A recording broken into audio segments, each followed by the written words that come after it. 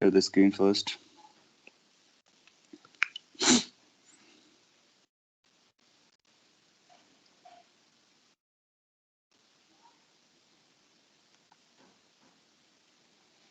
Okay, if everything is clear, we can go ahead.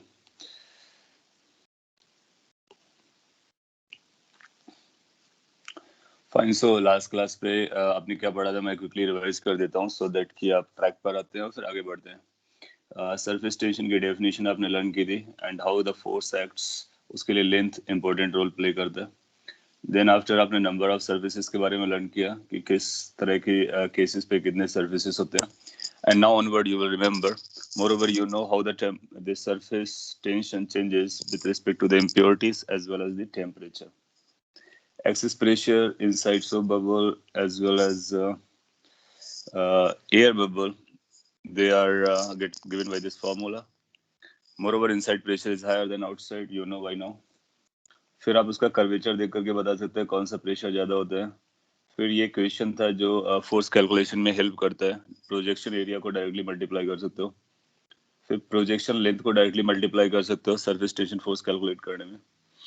फिर surface energy calculate करने का एक आइडिया निकला जिसमें सरफेस टेंशन इनटू एरिया आया. तो कई बार लोग सरफेस टेंशन की डेफिनेशन इस पर्टिकुलर फॉर्मूला से भी कैलकुलेट कर लेते हैं. तो यहाँ से अगर आप सरफेस टेंशन कैलकुलेट करना चाहोगे तो सरफेस टेंशन को लिखा जा सकता है work done. Energy is basically work done. मैं शॉर्ट में लिख रहा हूँ, आप कॉपी पे लिख सकते हो वर्क डिवाइडेड बाई एरिया. सो अगर कभी सरफेस टेंशन की डेफिनेशन ऐसे देता है कि surface tension can be defined as the amount of work done per unit area created. So that's a perfect definition. किसी भी फिल्म के एक यूनिट एरिया को क्रिएट करने के लिए कितना वर्क परफॉर्म करना पड़ता है, that property is called surface tension and that property does not depend on area. आपसे ऐसा पूछ सकता है क्या सरफेस टेंशन वर्क पे डिपेंड करता है या फिर सरफेस टेंशन एरिया पे डिपेंड करता है. तो आपका रिस्पॉन्स होना चाहिए no. Why no? Because surface tension is the property of fluid. तो ये केवल प्रॉपर्टी पे डिपेंड करता है यानी फ्लूइड पे डिपेंड करता है. It doesn't depend on the dimensions और अदर पैरामीटर्स. इनफैक्ट आपसे ऐसा भी पूछा जा सकता है बेसिक फॉर्मूला को याद करके, जैसे कि ये इनिशियल फॉर्मूला बताया था F is equal to t into length. तो यहाँ से आप सरफेस टेंशन को डिफाइन करते हो force per unit length. That's how the definition goes. आपसे पूछ सकता है क्या सरफेस टेंशन लेंथ पर डिपेंड करता है या फिर सरफेस टेंशन फोर्स पर डिपेंड करता है. आपका आंसर क्या होना चाहिए? No. Surface tension is the property of material. नहीं, आपका आंसर नो में जाएगा. Surface tension is property of liquid. इसका मतलब अगर आपने वाटर लिया है ना तो वाटर का सरफेस टेंशन वही रहेगा. आपका फोर्स और लेंथ चेंज कर सकते हैं लेकिन सरफेस टेंशन नहीं चेंज करेगा. सरफेस टेंशन कब चेंज करता है उसके लिए ये 2 पॉइंट लिखे गए. सरफेस टेंशन इम्प्योरिटीज को ऐड करने से चेंज करता है. सरफेस टेंशन टेम्परेचर को चेंज करने से चेंज होता है. Are you getting the point? So कई बार इस तरह के फॉर्मूलाज आपको देकर के आपसे पूछेगा कि क्या हो रहा है. तो जो भी जिस क्वांटिटी को हम प्रॉपर्टी ऑफ मटेरियल बोलने वाले हैं, इसका मतलब होता है कि वो क्वांटिटी केवल उस मटेरियल पे डिपेंड करता है. जब तक आप मटेरियल नहीं चेंज करोगे वो प्रॉपर्टी की वैल्यू वही रहेगी. हाँ, पैरामीटर्स होते हैं जैसे टेम्परेचर हो गया, प्रेशर हो गया या फिर फिजिकल क्वांटिटीज हैं वो उनको अफेक्ट कर सकते हैं, फिजिकल इन्वायरमेंट. आपको समझ में आया? एक बहुत इंपॉर्टेंट पॉइंट हो गया, इस पे क्वेश्चन पकड़ा जा सकता है और वो ट्रैप करने के पॉइंट ऑफ व्यू से, तो उसको आपको याद रखना है. आपने कुछ लिखा, मैं इसको पढ़ता हूँ फिर आगे बढ़ेंगे. If we say surface tension is work done per unit area, then why is it not dependent on area and length? Yeah, that's what I'm explaining. कि जो quantities property of material होते हैं वो material पर depend करते हैं. उनको define करने के लिए हमको फॉर्मूला बनाना होता है. जैसे इसको सरफेस टेंशन को डिफाइन करने के लिए फॉर्मूला क्या बनाना पड़ा? Force per unit length. इसका मतलब हुआ कि अगर आप फोर्स को डबल करेंगे तो लेंथ भी डबल हो जाएगी, या फिर ऐसा बोलो कि जब लेंथ को हम डबल करेंगे तो फोर्स भी डबल एक्ट करेगा. सो ये दोनों डबल डबल कैंसिल आउट हो जाएंगे और टी की वैल्यू फोर्स और लेंथ से इंडिपेंडेंट हो जाएगी.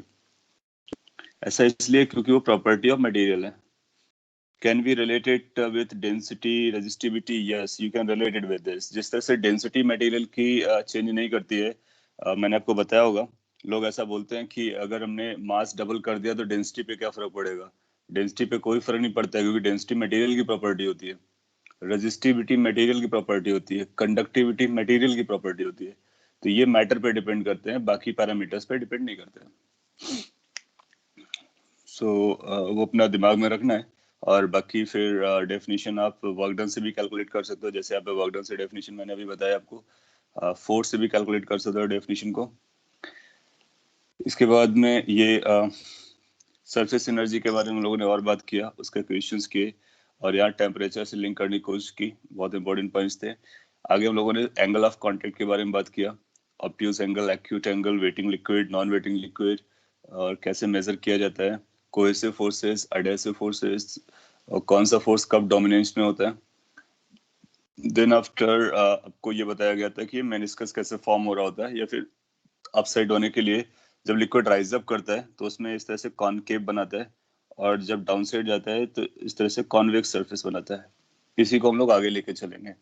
एक ये केस है जो 90 डिग्री का है, वो थ्योरेटिकली मिल सकता है, प्रैक्टिकली तभी मिलेगा जब सभी मटेरियल सेम होंगे।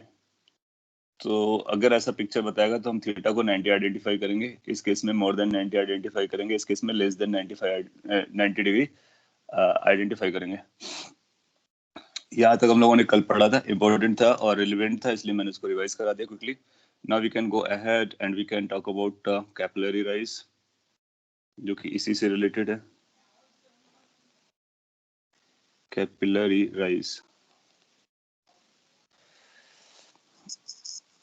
आपको जितना लास्ट में बताया गया उस पर अगर कोई डाउट रहा हो तो जरूर पूछ लीजिए, और अगर नहीं है तो फिर हम लोग आगे बढ़ते हैं। आपने जो क्वेश्चन शेयर किया उसको हम लोग डिस्कस कर लेंगे। Let's finish this capillary rise first. ये थ्योरेटिकल है। सो कैपिलरी राइज का मतलब ये हुआ, जो अपने प्रीवियस स्लाइड पे देखा कि ये हाइट कितना है, इसी हाइट को कैलकुलेट करना। तो उसका फॉर्मुलेशन कर लेते हैं। आपको डेरिवेशन ध्यान से समझना है, इन केस यू हैव अंडरस्टूड कि डेरिवेशन कैसे होता है, आप उसका क्रक्स समझ जाएंगे। और एक बार क्रक्स आपको समझ में आ गया, सो क्वेश्चन अगर ट्विस्ट भी करेगा तब भी आप उसका आंसर दे पाएंगे। लेट्स से सिंपल केस ले लेते हैं, इसमें वाटर फिल्ड किया गया है और ग्लास ट्यूब को आप इंसर्ट कराते हो। ये जो ग्लास ट्यूब है, इस पर हम लोग देखेंगे कि एंगल ऑफ कांटेक्ट कैसे बिहेव करता है। और ग्लास और वाटर के लिए आपने देखा कि एंगल लेस देन 90 डिग्री होता है तो लिक्विड राइज करता है। जब लिक्विड राइज करेगा तो टॉप सरफेस इस तरह से कॉनकेव बनेगा, और लेट्स से एच हाइट तक राइज कर रहा है। अपने को इसी एच हाइट को पता करना है। इसको हम लोग कई तरह से प्रूव कर सकते हैं, तो पहले आप फॉर्मूला लिख लेंगे, इसके बाद इसको हम लोग प्रूफ देख लेंगे। सो यहाँ पर थीटा डेफिनेटली 90 डिग्री से लेस रहेगा, theta is less than 90 degree, it's a waiting liquid, और यू कैन से कि adhesive forces are stronger than the cohesive forces, liquid is going to rise up to a height. So ये H is called capillary rise. So formula हम directly आपको दे रहे हैं पहले, H is going to be equal to twice T cos theta divided by R rho G, and then we will look at its proof. सो जब कभी कोई glass tube आप इस पर इंसर्ट करते हो तो उस पर लिक्विड राइज करेगा, अगर राइज करेगा तो इस फॉर्मूले से देते हैं। तो आइडिया क्या है कि अगर थीटा 90 से छोटा है तो H is going to be positive. इसका मतलब हुआ कि ये राइज अप करेगा, दैट इज राइज करेगा। इसी फॉर्मूले से हम यूज चेक कर सकते हैं, अगर थीटा 90 से बड़ा है तो H की वैल्यू नेगेटिव आएगी। यू कैन चेक इट कि कॉस 90 से ज्यादा होता है तो नेगेटिव हो जाता है, बाकी सारे पॉजिटिव क्वांटिटीज है तो ये फॉल करेगा, liquid level will fall down. कितने से फॉल डाउन होगा, अगेन आप सेम फॉर्मूले को यूज कर सकते हो। तो the same formula can be used to calculate how much the height it goes up to और how much the depth it falls up to. जैसे कि इस केस में अगर आपको मरकरी को पता करना हो मरकरी कितना नीचे फॉल किया है, तो इस एच को भी हम कैलकुलेट कर सकते हैं सेम फॉर्मूले को यूज करते हुए। सिंस इस केस में थीटा की वैल्यू 90 से बड़ी आएगी तो एच नेगेटिव आएगा, नेगेटिव मींस उस सरफेस से हम नीचे मेजर कर रहे हैं, पॉजिटिव मींस लिक्विड सरफेस से हम ऊपर मेजर कर रहे हैं।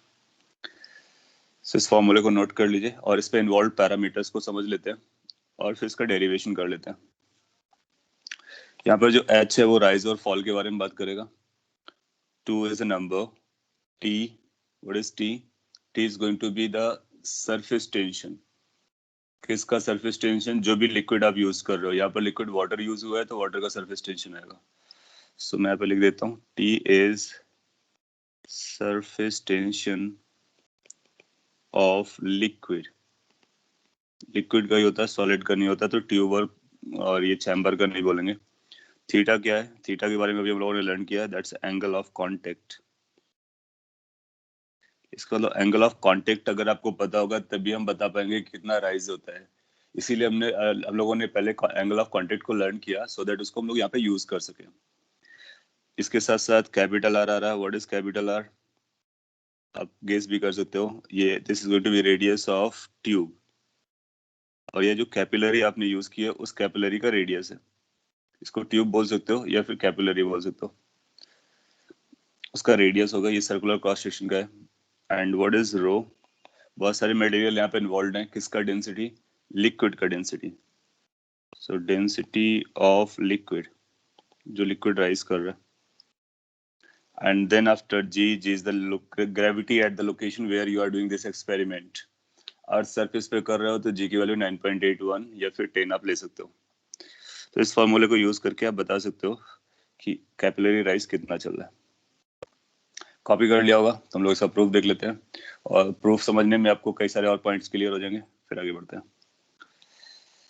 So let's go for the proof. कई तरह से प्रूफ कर सकते हो। पहले उस तरह से करते हैं जो हम लोगों ने भी रिसेंटली लर्न किया। सो लेट्स से कि ये कैपिलरी का पोर्शन मैंने ड्रॉ किया, और यहाँ पर ये फ्री सरफेस, इसको थोड़ा सा मैग्नीफाई करके दिखा रहा हूँ so that you can understand और यू कैन सी कि क्या चल रहा है। और ये राइज वाला एग्जांपल लिया हुआ है। लेट्स से लिक्विड लेवल यहाँ पर था बाहर।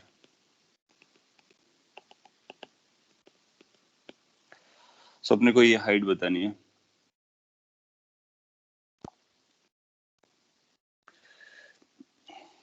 मैं आपसे कुछ क्वेश्चंस करता हूँ, आप उनके आंसर देंगे, फिर हम लोग आगे बढ़ते रहेंगे। क्वेश्चन ये है कि अगर हमने 2 पॉइंट लिया, एक पॉइंट इसके जस्ट अप साइड लिया, एक पॉइंट जस्ट डाउन साइड लिया टॉप सरफेस के।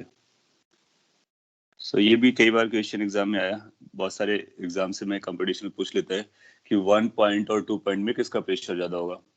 क्या दोनों का सेम प्रेशर होगा? One is just above the free surface, second is just below the free surface. So which will have a higher pressure?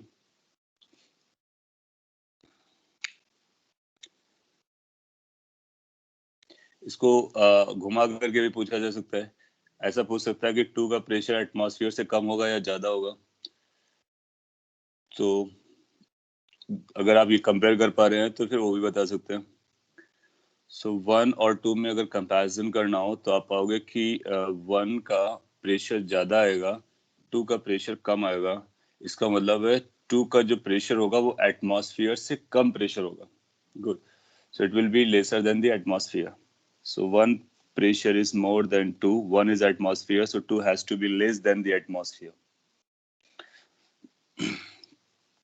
चलता है। तो एक ये जो पॉइंट है आपने लर्न कर लिया है, ये अच्छा पॉइंट है।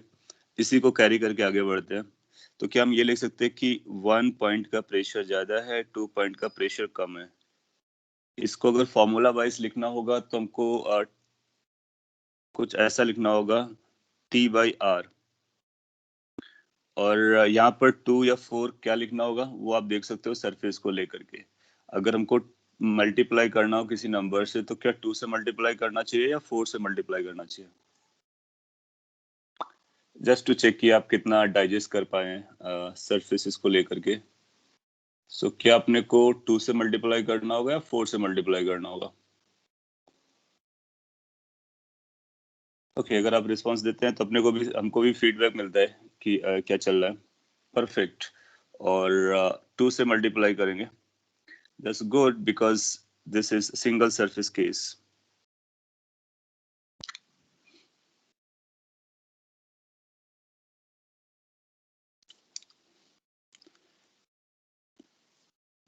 अब हम आपसे, आपका एक डाउट आया कि व्हाट इज आर, उससे रिलेटेड भी क्वेश्चन मैं आपसे पूछ लेता हूँ। ये ऊपर जो सरफेस बना हुआ है, ये सरफेस जो है ऊपर वाला है, इसको मेनिस्कस कहते हैं। और ये generally part of the spheric sphere type का रहता है। आइडियल केस में ऐसा मान सकते हैं कि वो स्फीयर का पार्ट है। तो यहाँ पर मैंने स्मॉल आर यूज किया है। अपने पास दो शेप्स हैं जिसके रेडियस के बारे में बात की जा सकती है। एक तो ये ट्यूब है, ट्यूब का रेडियस है, और दूसरा ये मेनिस्कस है, उसका रेडियस हो सकता है। They might be equal, they may not be equal. So क्या आप बता सकते हो कि जो स्मॉल आर यूज करना है ये किसके रेडियस को लेकर के चलेगा? ट्यूब के रेडियस को लेकर के चलेगा या फिर ये मेनिस्कस के रेडियस को लेकर चलेगा? Which radius we are supposed to write over here if there are two radii given to us?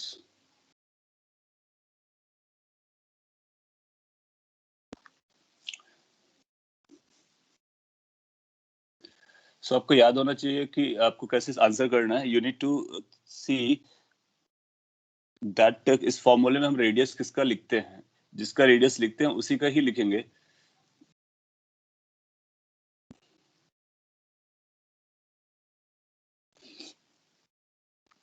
Good.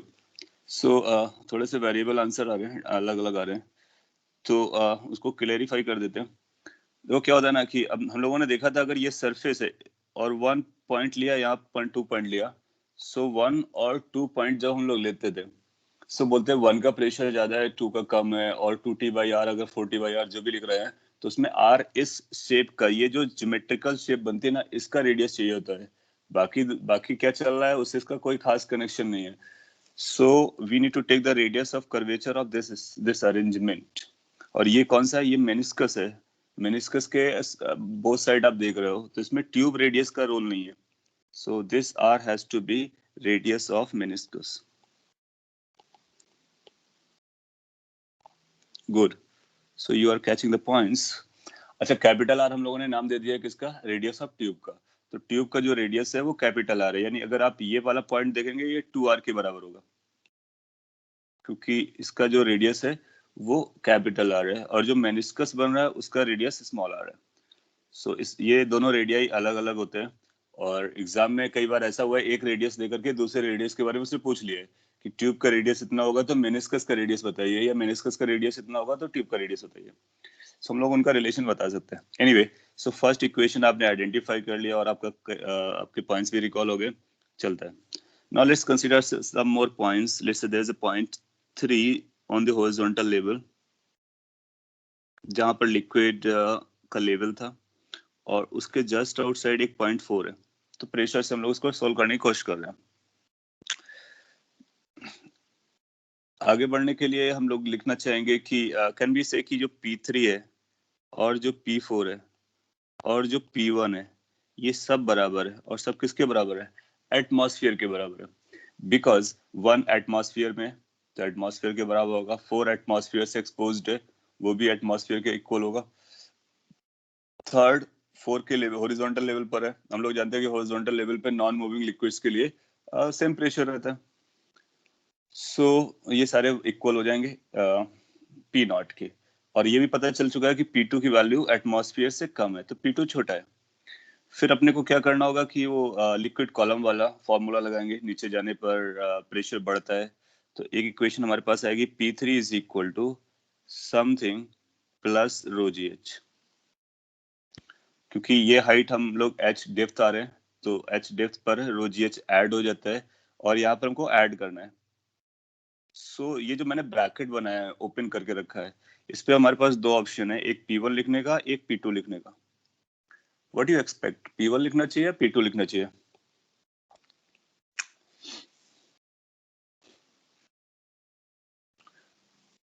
मैं डायरेक्टली भी लिख सकता हूँ, but in case you give attention and try to answer, वो आपको सोचने में थोड़ा हेल्प करेगा। क्योंकि P1 P2 दोनों h हाइट पर है ऑलमोस्ट, तो आपका कॉमन सेंस भी आंसर दे देगा, एज वेल एज कॉन्सेप्चुअल भी आंसर दे सकते हो आप। गुड। और वैसे भी आप समझ सकते हो कि अगर हमने P1 लिखा तो ऊपर जो लाइन लिखी है P1 P3 P0 के बराबर होता है, तो फिर रो जीएस तो 0 हो जाएगा। सो P1 तो लॉजिकली नहीं बैठेगा, तो इसलिए P2 लिखना होगा। So we will write P2। Good. इससे एक और पॉइंट आपको याद रखना होता है कि जब कभी हम ये फॉर्मूला लगाते हैं, P इज इक्वल टू पुराना P और P not plus rho ji H, ऐसा यूज किया करते थे। अब इसको थ्योरेटिकली वो कैसे पूछ सकते हैं एग्जाम में?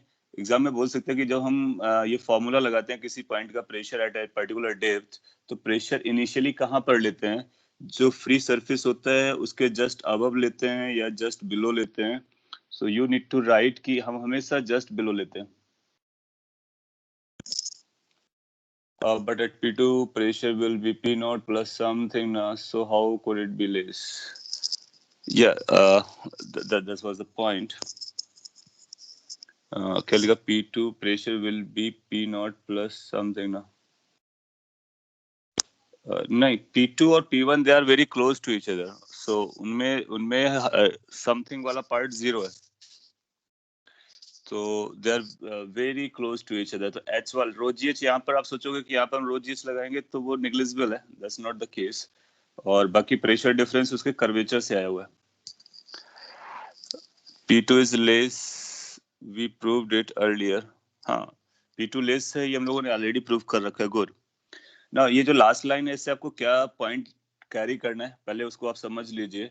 लास्ट पॉइंट से आपको ये कैरी करना है कि whenever we write equation की pressure at a depth is equal to top pressure plus rho ji H, तो जो टॉप का प्रेशर होता है उसका मतलब क्या होता है? उसका मतलब क्या ये होता है कि जो फ्री सरफेस के जस्ट आउटसाइड वाला प्रेशर लेना है या फ्री सरफेस के जस्ट बिलो वाला प्रेशर लेना है। सो ये आपको इंडिकेट करता है कि it has to be just below the free surface, not just above. So ये आपको एक थ्योरेटिकल क्वेश्चन को आंसर देने में हेल्प कर देगा। Anyway, so we got this equation. Now we have two equations, equation number 1 you can say, equation number 2। ये second equation को और भी थोड़ा सा मॉडिफाई कर लेते हैं। P3 को हम लोग P1 लिख सकते हैं, बिल्कुल लिख सकते हैं। सो ये बनेगा P1। P2 के साइड ले आएंगे, P1 माइनस P2 की वैल्यू रो जी एच के बराबर हो जाएगी। इसको इक्वेशन नंबर 2 आप कॉल कर लीजिए। नाउ इक्वेशन 1 और इक्वेशन 2 को साइमल्टेनियसली हैंडल करेंगे। सो लेफ्ट हैंड साइड दोनों को इक्वल जा रहा है, राइट हैंड साइड भी इक्वल आने चाहिए। So in case you equate the right hand side, you will find like this: 2t upon r is equal to rho gh। यहाँ से आपको h पता चल जाएगा। So how much the h is coming? H is coming as 2t divided by r rho g। ये भी एक formula है, इस फॉर्म में भी दे सकता है, तो अगर इस फॉर्म में दिया है तब भी हम लोग एक्सेप्ट कर लेंगे। इस फॉर्म में इस रेडियस किसका यूज हो रहा है? मेनिस्कस का यूज हो रहा है। अगर आप इसको ट्यूब रेडियस पे कन्वर्ट कर लोगे तो पुराने फॉर्मूले के बराबर हो जाएगा। तो जो ट्यूब रेडियस के साथ रिलेशन होगा वो कैसे होगा, उसको भी मैं थोड़ा सा एक्सप्लेन कर देता हूँ डिटेल में। और इस पे थोड़ा अबिट ट्रिग्नोमेट्री यूज होगी, उसको आप समझ लेंगे। सो जो मैंने अभी ब्रैकेट में लिखा हुआ है वो भी एक फॉर्मूला है, उस फॉर्म में भी पूछ सकता है। So you need to keep that thing in mind. उसके लिए रेडियस ऑफ मेनिस्कस लगेगा। अब उसी पार्ट को थोड़ा सा और मैग्नीफाई करके मैं ड्रॉ करता हूँ और एंगल ऑफ कांटेक्ट से रिलेट करने की कोशिश करता हूँ। ये मेनिस्कस बना हुआ है और मेनिस्कस का जो रेडियस आएगा उस रेडियस के लिए पहले तो आप इसके टेंजेंट को ड्रॉ करोगे। यहाँ पर ये कर्वेचर जो है उसका टेंजेंट हुआ और लिक्विड नीचे है, तो एंगल ऑफ कांटेक्ट के लिए आप इस एंगल को बोलेंगे this is going to be the angle of contact theta. Theta is measured at the contact point पे टेंजेंट ड्रॉ करके और सॉलिड सरफेस के बीच में मेजर किया जाता है।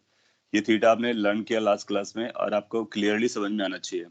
मोर ओवर, अगर इस मेनिस्कस के रेडियस के बारे में बात करेंगे तो टेंजेंट के परपेंडिकुलर जाने पर रेडियस मिलता है, तो इसका सेंटर ऑफ कर्वेचर यहाँ कहीं होगा और इसको इससे ज्वाइन करा देंगे तो आपको ये स्मॉल आर के बारे में बताएगा, that means radius of meniscus. As well as far as the radius of tube is concern, तो ट्यूब का परपेंडिकुलर चलने पर अगर आपने इनको ऐसा ज्वाइन करा दिया और इस सेंट्रल पॉइंट से इस पर परपेंडिकुलर ड्रॉप कर दिया, तो ये जो नीचे वाला पोर्शन है यहाँ से यहाँ तक का, ये रेडियस ऑफ ट्यूब कहलाएगी। होपफुली कि आपको दिख रहा है और उससे भी ज्यादा होपफुल है कि आपको समझ में आ रहा है। Radius of tube is going to be tube के परपेंडिकुलर जाने पर या टोटल उसका गैप देखोगे 2r आ जाएगी, हाफ देखोगे तो फिर वो r आ जाएगा। मेनिस्कस का रेडियस वो कर्वेचर के अकॉर्डिंग होगा, तो ये ऊपर वाला जो सी पॉइंट है वो मेनिस्कस का सेंटर है। बी पॉइंट पे लेट से परपेंडिकुलर डाला गया सेंट्रल लाइन पर, और ए पॉइंट पर हमने टेंजेंट ड्रॉ किया है। सो एक ट्राइंगल आपको नजर आएगा ABC which is a right angle triangle, और जो एसी वाला पोर्शन है वो रेडियस ऑफ मेनिस्कस है, और जो ए बी वाला पोर्शन है वो रेडियस ऑफ ट्यूब है।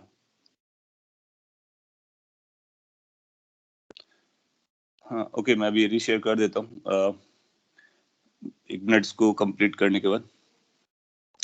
यहाँ तक आपको समझ में आ रहा है क्या चल रहा है? इसके बाद में क्या करना होगा, अगर ये थीटा एंगल है, सो ये हॉरिजॉन्टल लाइन से आप देखोगे सो 90 माइनस थीटा आएगा, और ये जो रेडियस है और ये टेंजेंट है वो आपस में भी परपेंडिकुलर होते हैं, देन यू विल फाइंड कि ये जो एंगल है दैट बिकम्स थीटा।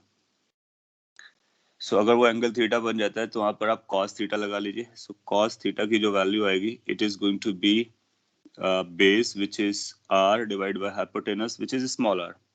एक छोटा सा फॉर्मूला बट बहुत काम का फॉर्मूला बन गया कि ये दोनों रेडियाई को आपस में रिलेट करता है with the angle of contact.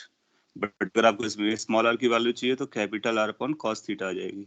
इसको आप इस पे रीसब्स्टिट्यूट कर देंगे, सो h की वैल्यू आ जाएगी, h की वैल्यू आ जाएगी twice t upon r by cos theta rho into g, which could be written as 2t cos theta divided by r rho g। Copy कर लीजिए, और कॉपी करने के बाद में अगर कोई कंसर्न आता है तो जरूर बोलिए। सो यहाँ पर प्रेशर डिफरेंस को मेजर करके आप इसको पता कर पाते हो। मैं क्विकली रीशेयर कर देता हूँ इन केस अगर किसी को आप लोगों को इशू जा रहा है तो।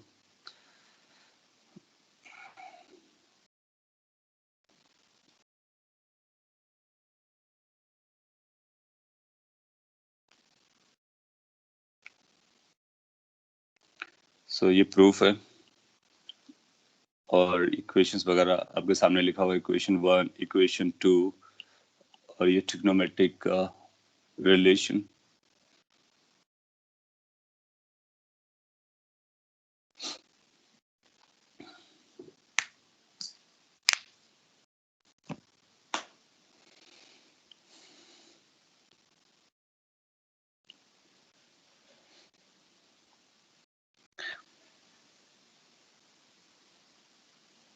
स्क्रीन फ्रीज हो गया, it seems like.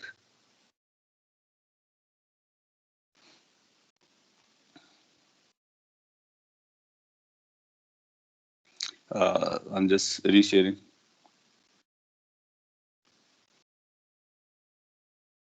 Teams screen आ रहा है, ओके।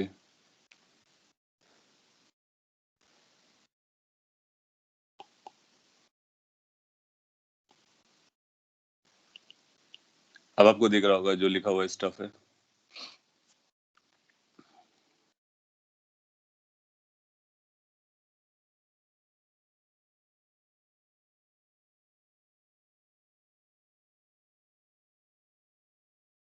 गुड।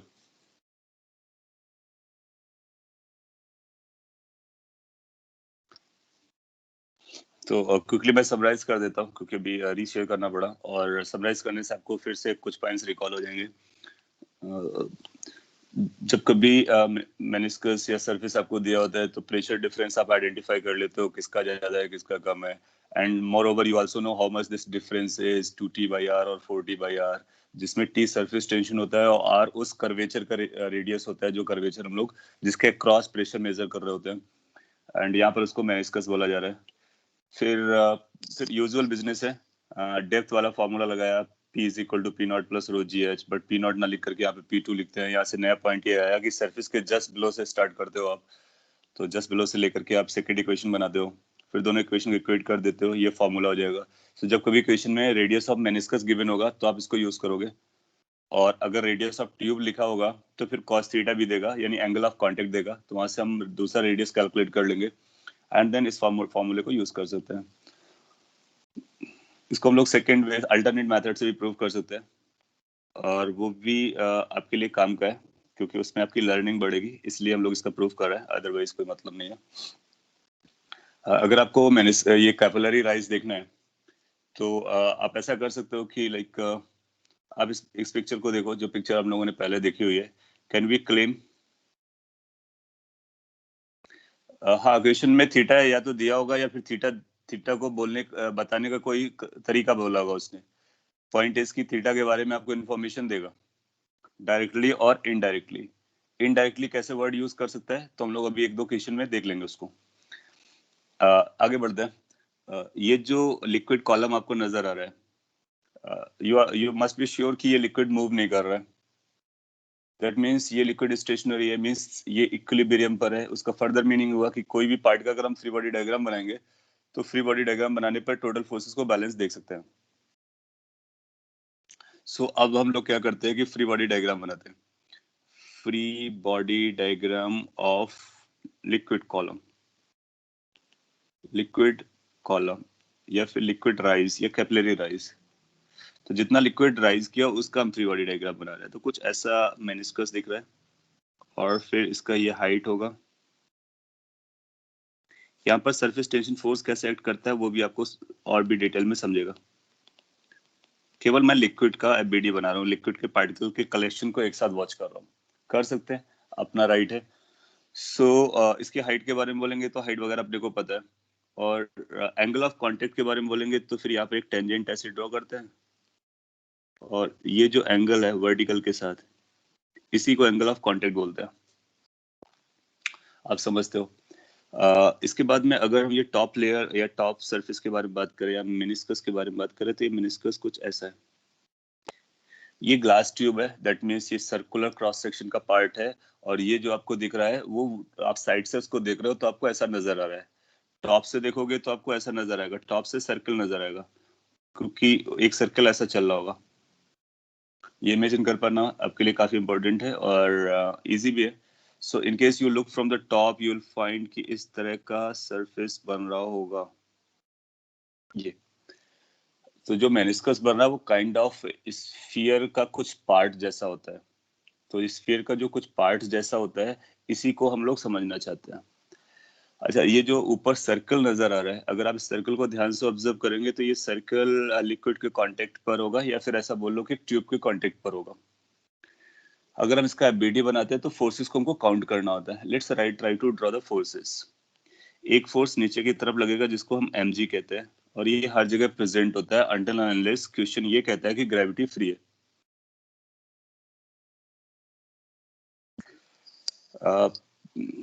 पैराबोलाइड जैसा आपको एक स्ट्रक्चर वाइज दिखेगा। हम लोग स्फीयर का पार्ट जैसा देख लेते हैं। ऊपर सर्कल नजर आएगा, नीचे एक 3 डायमेंशनल कर्व होगा जैसे डिस्क का आपका एंटीना होता है, सम सॉर्ट ऑफ दैट। उसको और बढ़िया बॉल जैसा बोल सकते हो, bowl.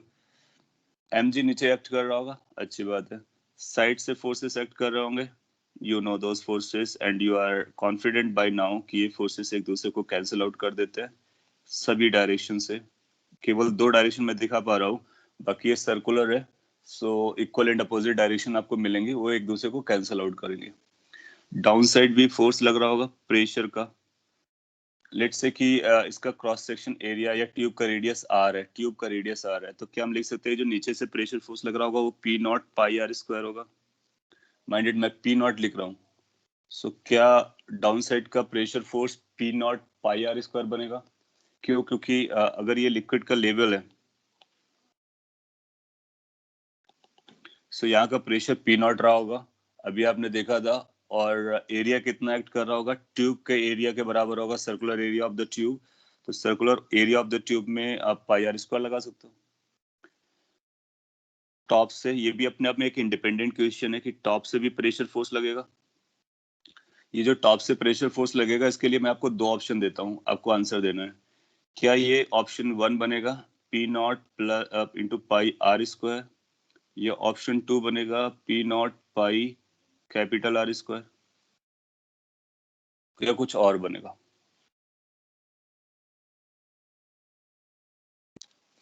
Are you getting what I am trying to ask? कि ऊपर का जो सरफेस है that is also exposed to atmosphere, और सिंस वो एटमॉस्फेयर को एक्सपोज्ड है तो अपने को ये पता करना है कि उसकी वजह से जो प्रेशर फोर्स लगेगा वो डाउन साइड एक्ट करेगा।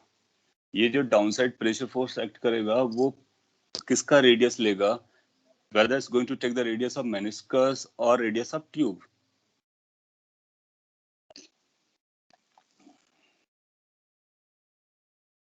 ऑलमोस्ट हाफ ऑफ मतलब 50% लोग जा रहे हैं, कुछ 1 के साथ जा रहे हैं, कुछ 2 के साथ जा रहे हैं।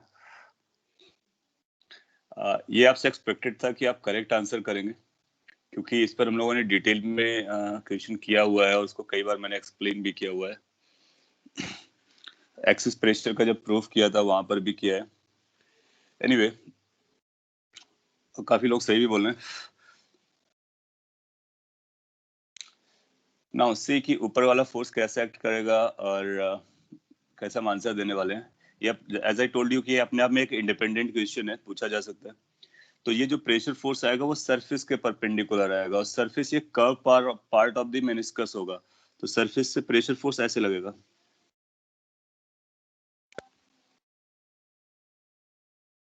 You remember that? सो वो सभी डायरेक्शन में, मतलब डिफरेंट डायरेक्शन में जाएगा। तो अगर आपको न्यूमेरिकली ऐड करना होता है तो फिर इसका रेडियस ले रहे होते हैं मेनिस्कस का या कुछ और का। यहाँ पर आप जानते हो प्रोजेक्शन एरिया लेते हैं, तो अपने को पता चला कि टोटल फोर्स वर्टिकली डाउन है, तो अपने को वो एरिया लेना होगा जो वर्टिकली डाउन के परपेंडिकुलर जाए। दैट मींस ये वाला area, projection area. You remember, इसको हम लोगों ने इंटीग्रेट करके भी किया था और आपको आइडिया भी दिया था कि first you identify the direction of force and then write the pressure into the perpendicular area, that area which is perpendicular to the direction of force we are going to get it. So इसमें ऊपर वाला area आएगा, ऊपर वाला area किसके बराबर होगा? इस एरिया के बराबर होगा, बेस एरिया के इक्वल होगा। So both are equal, that means capital R square आएगा, स्मॉल r स्क्वायर लिखना गलत हो सकता है। Yes, so pressure from the upside and downside pressure force are going to be, pressures are equal as well as pressure forces are equal. हालांकि वो cancel out हो जाते हैं, हम उसको ना भी लिखते तब भी चलता, हमारा प्रूफ हो जाता, बट वो आपको विजुलाइज कराना बहुत इंपॉर्टेंट था कि अगर वो उस पर क्वेश्चन फ्रेम करता है तो कहीं आप ट्रैप ना हो जाए। तो अब आपको पता चलेगा कि ऊपर से जितना pressure force down side push कर रहा है, उतना ही pressure force from down side से अप साइड पुश कर रहा है, वो दोनों एक दूसरे को कैंसिल आउट कर जा रहा है। तो फंडामेंटल क्वेश्चन कम्स इन कि ये एमजी को बैलेंस कौन करेगा, क्योंकि हमको ये तो पता है कि इक्विलिब्रियम पर है, तो एमजी को बैलेंस करने के लिए कोई चाहिए। So which force can balance this mg? Because pressure force, they are cancelling out each other. Horizontal forces, they are cancelling out each other. So mg remains alone. अगर mg अकेला रहा होता तो फिर ये लिक्विड पूरा का पूरा नीचे आ गया होता, पूरा का पूरा नीचे आ गया होता, बट वो स्टे कर रहा है। सिंस वो स्टे कर रहा है तो कोई और फोर्स होना चाहिए। फिर आपको ख्याल आएगा कि हम लोग सरफेस टेंशन फोर्स के बारे में बात कर रहे हैं। सरफेस टेंशन फोर्स, बॉयंसी नहीं, बॉयंसी तो प्रेशर से काउंट हो गया। So surface tension force is going to be region. तो इससे आपको ये भी बात पता चलता है कि कैपिलरी को ऊपर ले जाने के लिए जो रिस्पॉन्सिबल होता है वो सरफेस टेंशन फोर्स होता है। और वो सरफेस टेंशन फोर्स कैसे एक्ट कर रहा होगा, कितना एक्ट कर रहा होगा, फिर mg के इक्वल कर देंगे। ऐसा करने से आपको हाइट के बारे में पता चल जाएगा। Now let's try to recall कि सरफेस टेंशन फोर्स कैसे लगता है। अगेन मैं थोड़ा सा और डिटेल बता रहा हूँ क्योंकि इसको विजुलाइज करने में टाइम लेता है। हालांकि हम लोग कपल ऑफ क्वेश्चंस कर चुके हैं, स्टिल आप देखोगे सरफेस टेंशन फोर्स बाउंड्री पे लगता है, सरफेस की बाउंड्री पर। तो सरफेस की जो बाउंड्री है वो ये, जो ऊपर वाला सर्कुलर पार्ट दिख रहा है आपको, तो इस सर्कुलर पार्ट के हर पॉइंट पर सरफेस टेंशन फोर्स लगेगा। अच्छा, ये जो सर्कुलर पोर्शन मैंने ड्रॉ किया है वो इस हेमिस्फेरिकल स्ट्रक्चर के साथ बाउंड्री बना रहा है। हम लोगों ने ये लर्न किया था उसकी फोर्स की जो डायरेक्शन होती है, किसी भी पॉइंट पर अगर हम ड्रॉ करना चाहते हैं तो उस पॉइंट पर उस बाउंड्री के परपेंडिकुलर, बाउंड्री के परपेंडिकुलर कई सारी डायरेक्शन होती हैं, ये भी परपेंडिकुलर होगा, ये भी परपेंडिकुलर होगा, ये भी परपेंडिकुलर होगा, ये भी परपेंडिकुलर होगा, सब परपेंडिकुलर है। सो उन परपेंडिकुलर्स में से वो परपेंडिकुलर जो टेंजेंशियल टू द सरफेस जाता है, तो ये टेंजेंशियल टू द सरफेस है। So on the boundary, perpendicular to the boundary, as well as tangential at that point on the surface. So this will be the direction of surface tension force. मैंने एक point पर अभी आपको show किया है, सभी point पे show करना थोड़ा सा चैलेंजिंग है, बट अगर आप शो करना चाहते हो तो इस पॉइंट पर भी इजीली शो कर सकते हो। इधर आएगा, बाकी इस पॉइंट पर इधर आएगा, इधर आएगा, इस तरह से आएगा। डिफरेंट डिफरेंट डायरेक्शन में जा रहा होगा। 3 डायमेंशनली अगर आप देखोगे तो आपको समझ में आ जाएगा, 2 डायमेंशनली देखोगे तो आपको ऐसा दिखाया जा सकता है। उसका एक रिप्रेजेंटेटिव पॉइंट मैं केवल पकड़ लेता हूँ और सारे रिप्रेजेंटेटिव एक ही जैसा बिहेव कर रहे होंगे। ये आपको अगर समझ में आता है तो अपना काम हो रहा है और हम लोग आगे बढ़ सकते हैं। इस एफ के फिर 2 कंपोनेंट किए जा सकते हैं। कौन से 2 कंपोनेंट? एक हॉरिजॉन्टल डायरेक्शन में, एक वर्टिकल डायरेक्शन में। अगर आप सारे पॉइंट्स को विजुलाइज करोगे तो आप पाओगे कि हॉरिजॉन्टल कैंसिल आउट हो जाएंगे। क्यों? क्योंकि अगर जब हम यहाँ पे ड्रॉ करेंगे तो इस तरह से 2 आएंगे, तो हॉरिजॉन्टल सर्कुलरली सिमेट्रिकल होंगे और कैंसिल आउट करेंगे, तो वो आपको एक वर्टिकल फोर्स देगा। ये जो वर्टिकल कंपोनेंट होगा that is going to balance this mg force. Now quickly let me complete it, and then if you have any concern let me know. If it is theta, so that must be theta. If that is theta, so that becomes ft sin theta. Upside it is going to be ft cos theta. So मैं इसको erase करके इधर लिख देता हूँ. This is going to be ft cos theta, and the earlier force was p naught pi r square. Now then after it's done, you can claim कि जो ft cos theta है, that must be equal to mg. ये by equilibrium है। And then you write ft को कैसे लिखते हैं? ft को हम लोग अलग से लिख लेते हैं सो दैट कि समझ में आ जाए। इसको लिखना होता है t इंटू द लेंथ। किस लेंथ पर एक्ट करेगा? तो आप बोलोगे पेरीफेरी पर एक्ट करेगा। सिंगल सरफेस होंगे या डबल सरफेस होंगे? तो लिक्विड के साथ कनेक्टेड है तो सिंगल सरफेस होंगे, तो टोटल रेडियस आ जाएगी 2 pi into R, capital R. इसको मैं कैपिटल आर लिख रहा हूँ, you need to be confirming this, क्योंकि हमने पेरीफेरी किसका लिया है? ट्यूब के लिए यूज किया है। सो एफ टी की वैल्यू ये हो जाएगी, तो अपने पास आ जाएगा T into 2 pi capital R cos theta is equal to mass के लिए क्या लिखेंगे? डेंसिटी इंटू वॉल्यूम, वॉल्यूम के लिए क्या लिखेंगे? एरिया के लिए आप लिख सकते हो pi into capital R square. So into height के लिए एच लिख सकते हो। ये मास का एक्सप्रेशन मैंने डायरेक्टली लिख दिया है, डेंसिटी इंटू वॉल्यूम और इंटू जी। नेक्स्ट लाइन में आपको आंसर मिल जाएगा। कुछ कैंसिल हो रहा है, पाई आर तो कैंसिल कर देते हैं, ये बन रहा है 2t cos theta must be equal to rho g h into r. So height is coming as 2t cos theta divided by r rho g.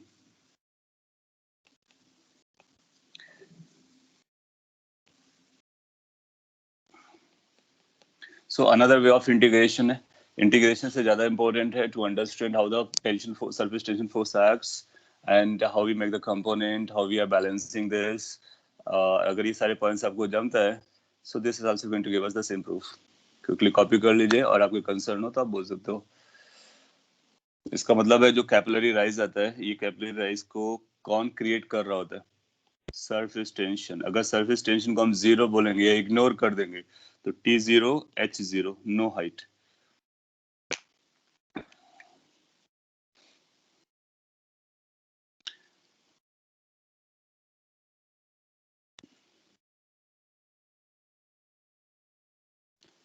Okay, इसके बाद आपने कुछ लिखा है, would we not integrate f cos theta to cover the whole circle? We have covered the whole circle. We have just simple use only one point to represent all the points.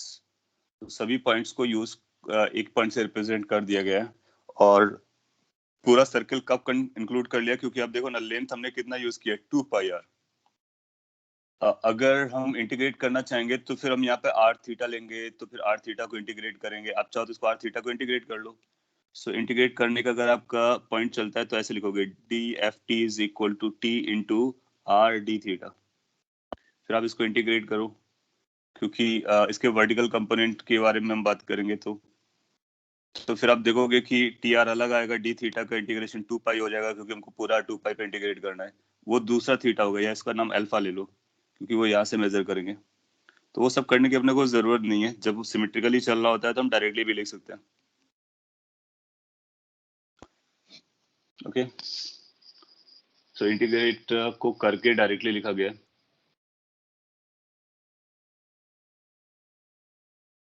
हाँ, ये आपका बहुत अच्छा question है कि wait count, मास counting में meniscus को क्या है, तो मेनिस्कस को इग्नोर कर देते हैं, उसके मास को हम लोग इग्नोर करते हैं।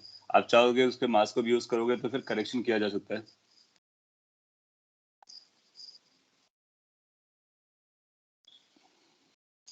मैं एक बार फिर से री-एक्सप्लेन कर देता हूँ। कुछ जो क्रक्स पॉइंट्स हैं, अगर आपसे मिस हो गए हैं तो उनको कैरी कर लेना है। कौन कौन से क्रक्स पॉइंट्स हैं? आपने फ्री बॉडी डायग्राम लिक्विड का बनाया, फिर ग्रेविटी फोर्स लगाया, फिर डाउन साइड का प्रेशर फोर्स आपको समझ में आ गया। जो एग्जाम के लिए इंटरेस्टिंग पॉइंट बनता है कि टॉप से कितना सर फोर्स लगेगा, क्योंकि वहां पे आपको कर्वेचर नजर आ रहा है, अलग अलग रेडियाई नजर आ रही हैं। तो आप प्रोजेक्शन एरिया लेते हो, प्रोजेक्शन एरिया सर्कुलर एरिया बनेगा, तो पाई कैपिटल आर स्क्वायर लिखना होगा ट्यूब की रेडियस को लेकर के। पी नॉट प्रेशर आउटसाइड है, उसको हम समझ चुके हैं। फिर आपको पता चलेगा कि प्रेशर फोर्स काउंटर करके तो mg को बैलेंस करने वाला फोर्स चाहिए, so it has to be surface tension. That means capillary rise में surface tension extremely important role play करता है। फिर उसका फोर्स का डायरेक्शन क्या होता है? Tangential outward. So tangential outward निकाला, फिर उसके दो कंपोनेंट किए, और आप देखोगे साइन थीटा का इंटीग्रेशन जब करोगे ओवर द टाइम तो वो जीरो हो जाएगा। कॉस थीटा को लेकर के आओगे तो total f t cos theta हो जाएगा। तो एफ टी की value t into two pi r हो जाएगी, क्योंकि हम टी इंटू लेंथ लिखते हैं। F t cos theta is going to balance m g. T into two pi r into cos theta is going to equal to m g. M को लिख सकते हैं डेंसिटी इंटू वॉल्यूम, वॉल्यूम को लिख सकते हैं एरिया इंटू हाइट। यहाँ पर मेनिस्कस ने जितना वॉल्यूम नहीं लिया है उसको इग्नोर किया गया है। सो इस इग्नोरेंस के साथ हम लोग आगे बढ़ सकते हैं। और अगर आप चाहोगे तो फिर मेनिस्कस का वॉल्यूम निकाल करके इस पर सब्ट्रैक्ट करो, आपको उसका करेक्शन भी मिल जाएगा, और इसके बाद में ये फॉर्मूला हमारा प्रूव हो जाता है।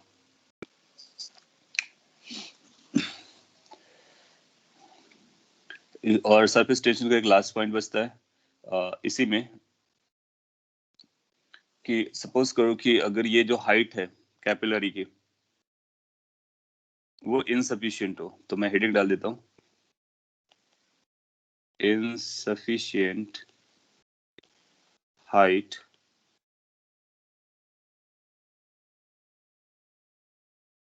Of capillary.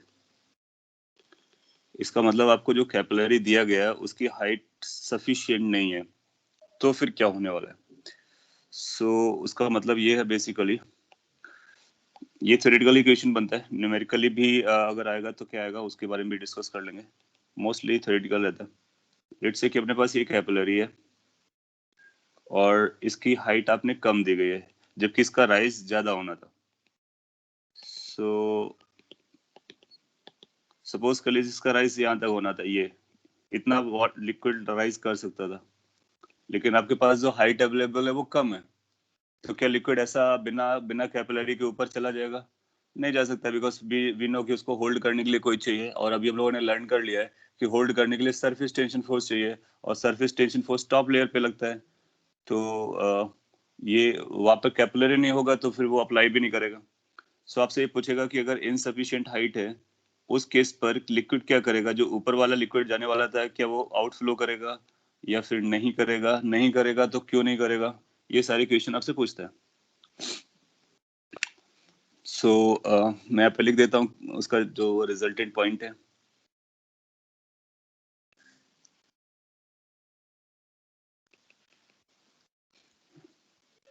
हाँ, पॉइंट बस ये है जो आपने बोला कि अगर इनसफिशिएंट हाइट अवेलेबल है तो बाहर नहीं निकलेगा, आउटफ्लो नहीं करेगा। वो जितना भी हाइट अवेलेबल है it will go up to that height and will stay there.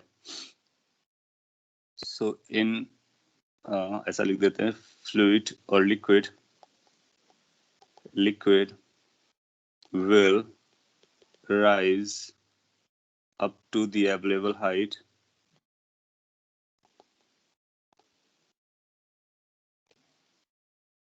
and will not overflow.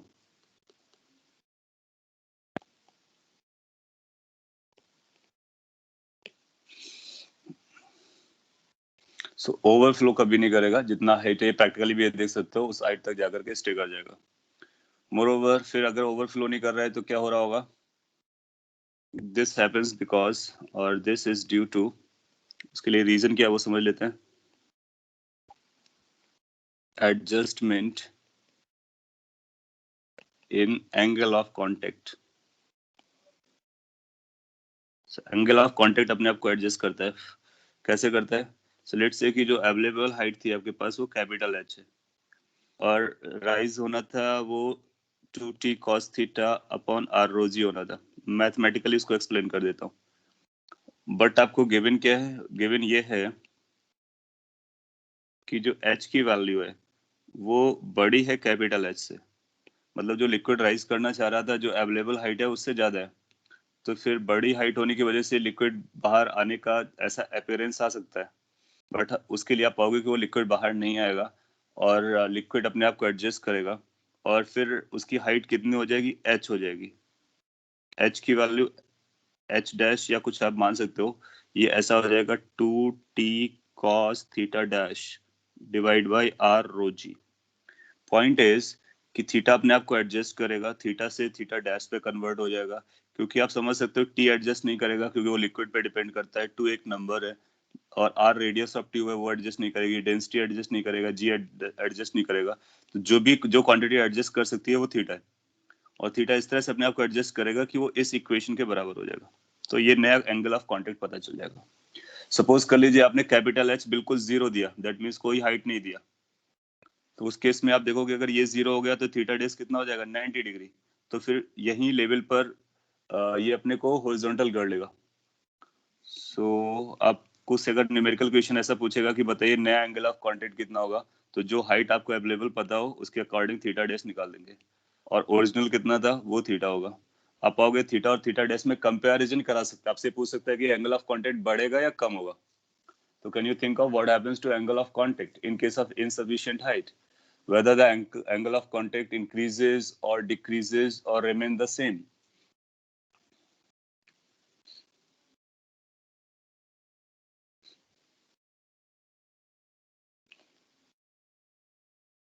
So theta days की वैल्यू जो आएगी, ये सारे थ्योरेटिकल क्वेश्चन से आपसे पूछा जा सकता है, तो थीटा डेज की वैल्यू थीटा से बड़ी होगी।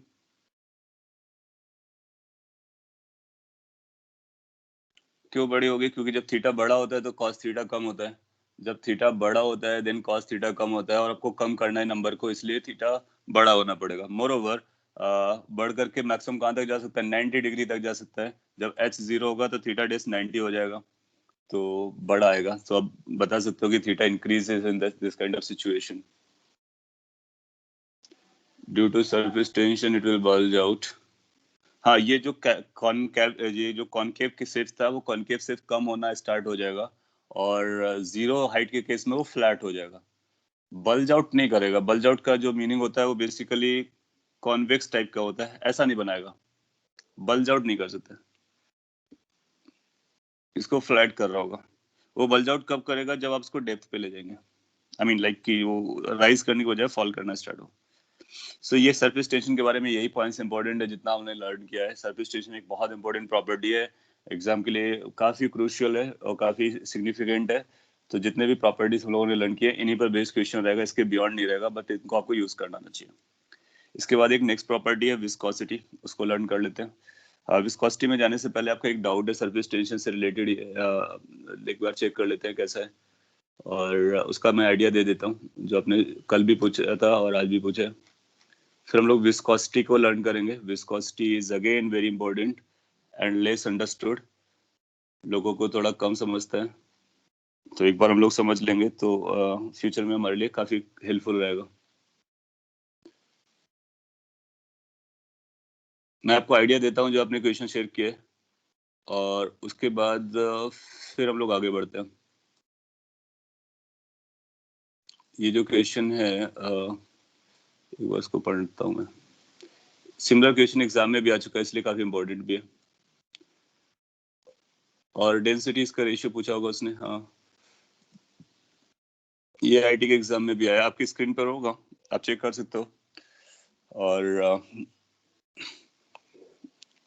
उसका मैं सोल्यूशन दे देता हूँ। सोल्यूशन से ज्यादा आइडिया है, आइडिया पे मेरा इंटरेस्ट है, हिंट आप कह सकते हो, और इसको सॉल्व करेंगे तो सॉल्व भी कर सकते हैं, थोड़ा सा कैलकुलेटिव है, अगर आप ऑब्जर्वेशन बेस्ड आंसर दोगे तो बहुत जल्दी आंसर हो जाएगा और बहुत इजीली हो जाएगा। सो ऐसे क्वेश्चन को जनरली हम लोग ऑब्जर्वेशन से पकड़ते हैं, एंड सॉल्व करना इज आल्सो नॉट इम्पॉसिबल और very difficult, but it's lengthy, time taking. So exam में आपको चूज करना होता है कि क्या आप टाइम कितना अफोर्ड कर पाते हो। ये अच्छा क्वेश्चन भी है बाय द वे, सो अपने को डिस्कस भी करना चाहिए था। सो आपका डाउट जैसा आ गया तो अच्छी बात है। सो इसने बोला कि आपके पास दो लिक्विड्स हैं और वो दोनों 90-90 पार्ट को बनाते हैं, ऐसा बोला होगा, इक्वल वॉल्यूम्स हैं, इमिसिबल हैं। सो ये भी एंगल 90 है और ये भी एंगल 90, टोटल 180 है। सो हाफ ऑफ वॉल्यूम को कवर करते हैं। One is this, another is this liquid.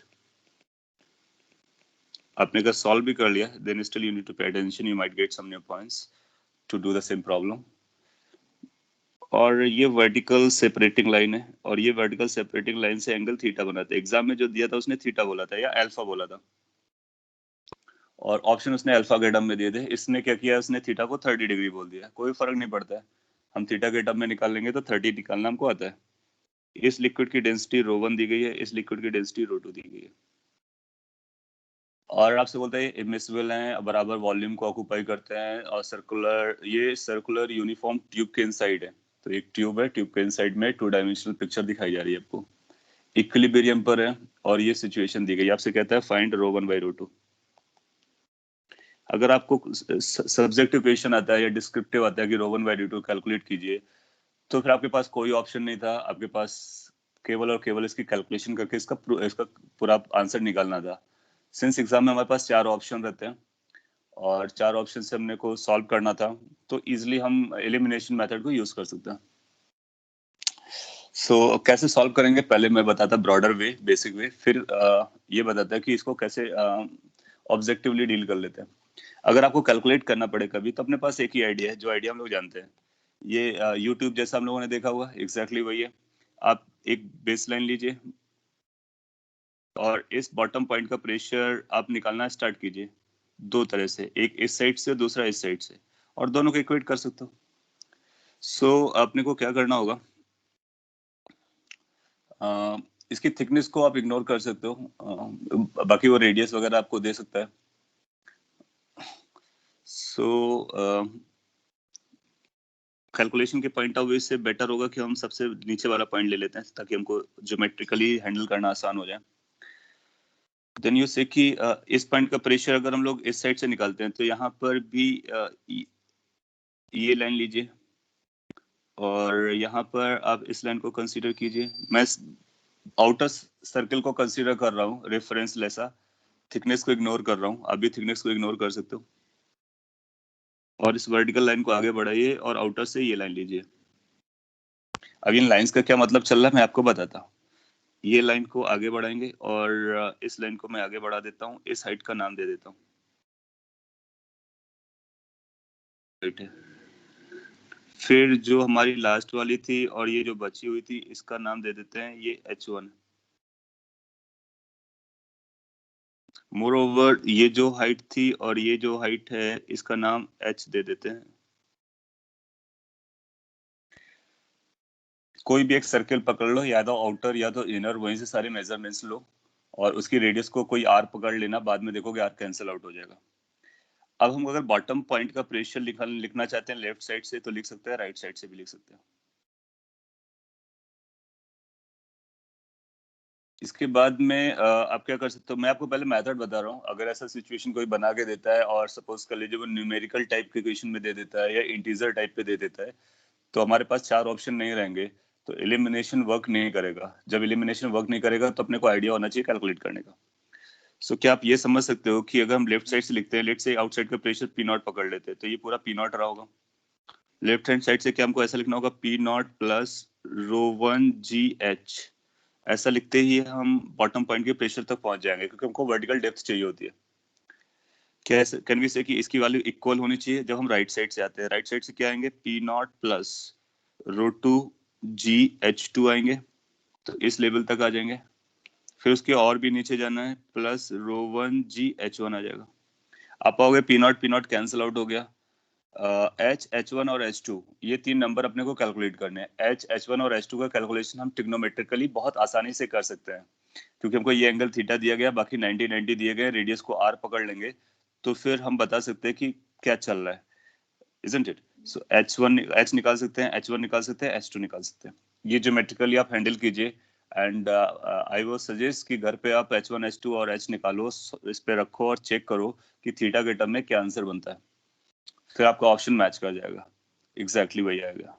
Otherwise हम लोग क्या कर सकते हैं, अदरवाइज हम ये कर सकते हैं। अब हम ऑब्जेक्टिव बता रहे हैं, और इसके ये भी एक हिंट है क्या करना होता है जब कभी ऐसा सिचुएशन दे कि थीटा उसने दे दिया है, इसको मैंने 30 को थीटा पकड़ लिया, हम अपना आंसर थीटा के टर्म में रखेंगे और इसके बाद आप रो वन रो टू को आप वेरी कर सकते हो कि रो वन रो टू के इसने मैग्नीट्यूड नहीं दे रखे। तो सपोज कर लीजिए हम ऐसा एज्यूम करते हैं कि रो वन हमारा 0 है, बाहर के प्रेशर को भी हम 0 पी नॉट को 0 मान सकते हैं कि वैक्यूम है और जो भी है एयर है।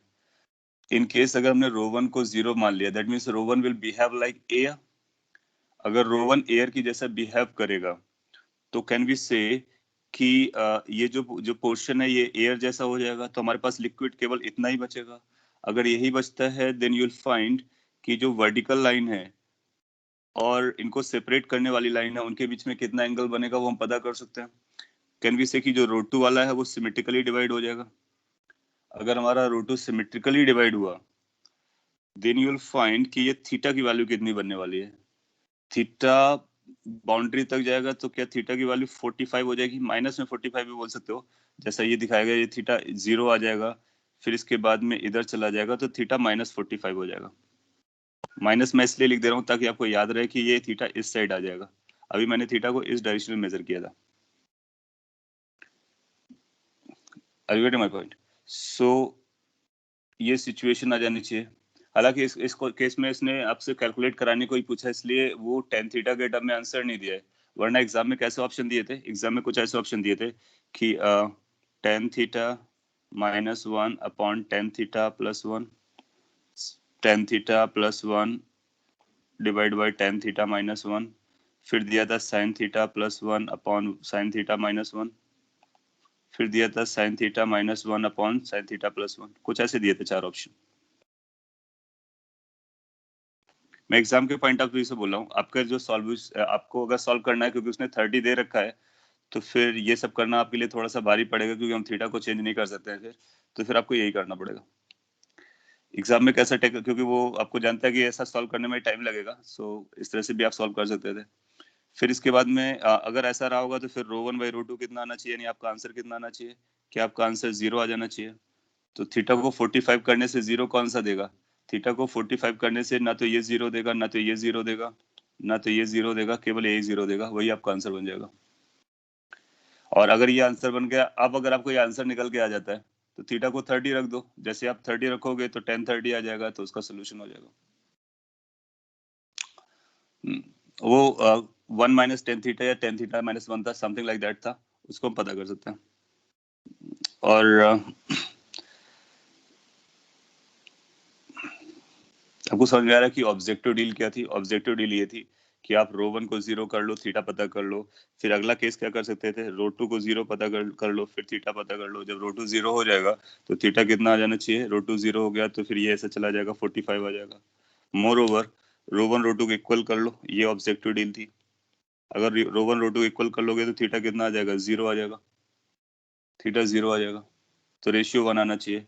वो एग्जाम में शायद 1 minus tan theta 1 plus tan theta कैसे दिया था, तो यहाँ पर एक छोटा सा करेक्शन आ जाएगा कि ये 1 माइनस टेन थीटा लिखना होगा, वरना वो डेंसिटी का रेशियो निगेटिव बताएगा।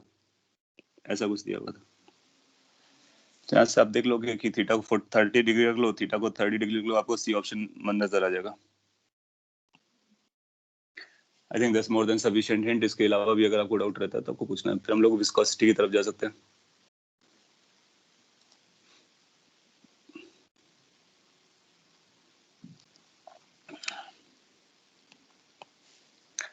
आपके डाउट पढ़ने से पहले मैं हेडिंग डाल देता हूँ, विस्कोसिटी।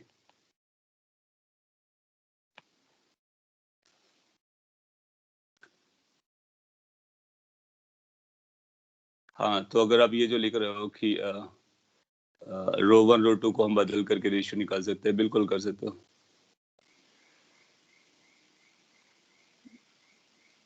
आपने जो यहाँ से लिखा due to surface tension will be bulge out, ये हम लोगों ने पढ़ रखा था। Can will eliminates options because the ratio will be greater than 1। ने रेशियो को आपको देखना होगा कि वो भी लगा सकते हो कि कौन सा ज्यादा डेंस है, कौन सा कम है। बिल्कुल बिल्कुल इस तरह का अपना पूरा कॉमन सेंस लगा सकते हो। जैसे उसने 30 डिग्री दिया हुआ है ना, तो इसका मतलब एक तरफ को शिफ्ट कर दिया है, तो डेंसर कौन सा रहा होगा, जैसे अगर ऐसा पिक्चर बनाए थीटा अपना 30 डिग्री है, इसका मतलब है कि रो वन डेंसर रहा होगा, रो टू लाइटर रहा होगा, तो rho one by rho two greater than 1 आएगा। बिल्कुल ये भी समझ सकते हो। सो ये भी एक लॉजिक है 30 डिग्री को लेकर के, तो वहां से कुछ ऑप्शन आपके एलिमिनेट हो जाएंगे। फिर 1:2, 2:1, ठीक है, ये भी आपका लॉजिक का थिंकिंग है, चलता है। How will it be behave like air ना, वो अगर हमने एयर की डेंसिटी को हम लोग जनरली 0 पकड़ के चलते हैं, वो मैंने जो आपको ऑब्जेक्टिव मेथड बताया, वो अगर आपका ऑप्शन थीटा के टर्म में दिया हो, जो कि एग्जाम में दिया था, ये एग्जाम का प्रॉब्लम है, वो थीटा के टर्म में दिया हुआ था। तो जब कभी थीटा के टर्म में दिया होगा तो फिर हम, हमारी चॉइस है ना, हम रो वन को एयर मान सकते हैं, रो टू को एयर मान सकते हैं, रो वन रो टू को बराबर मान सकते हैं। तो उसके अकॉर्डिंग थीटा कितना जाएगा उसको हम एडजस्ट कर सकते हैं। इस क्वेश्चन में उसने थीटा 30 दे रखा है, तो सिंस उसने दे रखा है सो बेटर है कि हम इस कैलकुलेशन की तरफ से जाएंगे। ये कैलकुलेशन मैंने की नहीं है, वो लिटिल बिट ट्रिग्नोमेट्री है, सर्कल में वर्टिकल हाइट निकालना, वो आप कर सकते हो, that's not a big deal, you just try at home once, at least once you need to try. जिससे क्या होगा कि अगर कोई कॉम्प्लिकेटेड स्टोरी बनती है तो फिर हम इजिली निकाल सके। और ये एलिमिनेशन मेथड मैं क्यों यूज कर रहा हूँ, क्योंकि अगर rho one rho to theta हमारे वेरिएबल है या फिर उनकी वैल्यू फिक्स नहीं है, तो हम चूज कर सकते हैं कि rho one by rho to 0 आना चाहिए। अगर हमने रो वन को 0 पकड़ लिया है तो फिर थीटा कितना आएगा, -45। इसका मतलब -45 करने से 0 देना चाहिए, -45 करने से 0 कौन सा देगा वो अपने को समझना होगा, और फिर इक्वेट करने से क्या देगा, वो सारे क्वेश्चंस को हम लगा सकते हैं।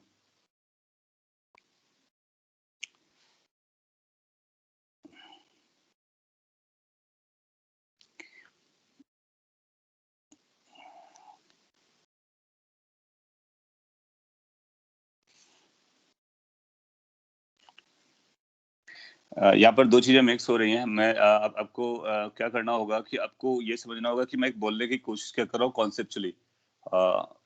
उसने जो ऑप्शंस दिए थे उसमें क्या पूछा गया था, उसमें थोड़े से डिफरेंसेस भी हैं, बट लॉजिक क्या है लगाने वाला वो हमारे पास, मैं बताने की कोशिश कर रहा हूँ कि अगर आपने एक को डेंसिटी को 0 किया तो एयर जैसा बनेगा, फिर इसको आप रिस्ट्रक्चर करके देख सकते हो, फिर बराबर करके देख सकते हो। और जैसे कि अगर आप ये सब ना भी यूज करो तो लास्ट वाले से हमारा बन जाता है कि rho one is equal to rho two, तो थीटा हमारा कितना हो जाएगा, 0। सो थीटा अगर 0 हो जाएगा तो फिर शायद डी सस्टेन कर जाएगा। फिर एक को हम 0 डेंसिटी ले लेंगे, 0 डेंसिटी का मतलब एयर जैसा हो जाएगा, फिर थीटा को हम आइडेंटिफाई करेंगे, फिर प्लेस करेंगे, फिर उसको सिंप्लीफाई करेंगे, फिर रो टू को 0 लेकर के चेक कर सकते हैं कितना आने वाला है। रो टू को जब 0 लोगे तो रेशियो इनफाइनाइट को इंडिकेट करना चाहिए, तो उससे इनफाइनाइट आना चाहिए। और इस पे आपका, उसने जो एग्जाम में क्वेश्चन पूछा था, इसलिए मैच मैच हो रहा है, एग्जाम में उसने पूछा था रो two by rho one,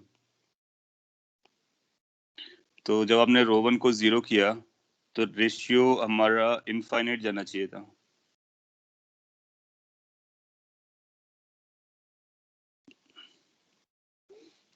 I mix things, सो इस वजह से आपको डाउट हो गया।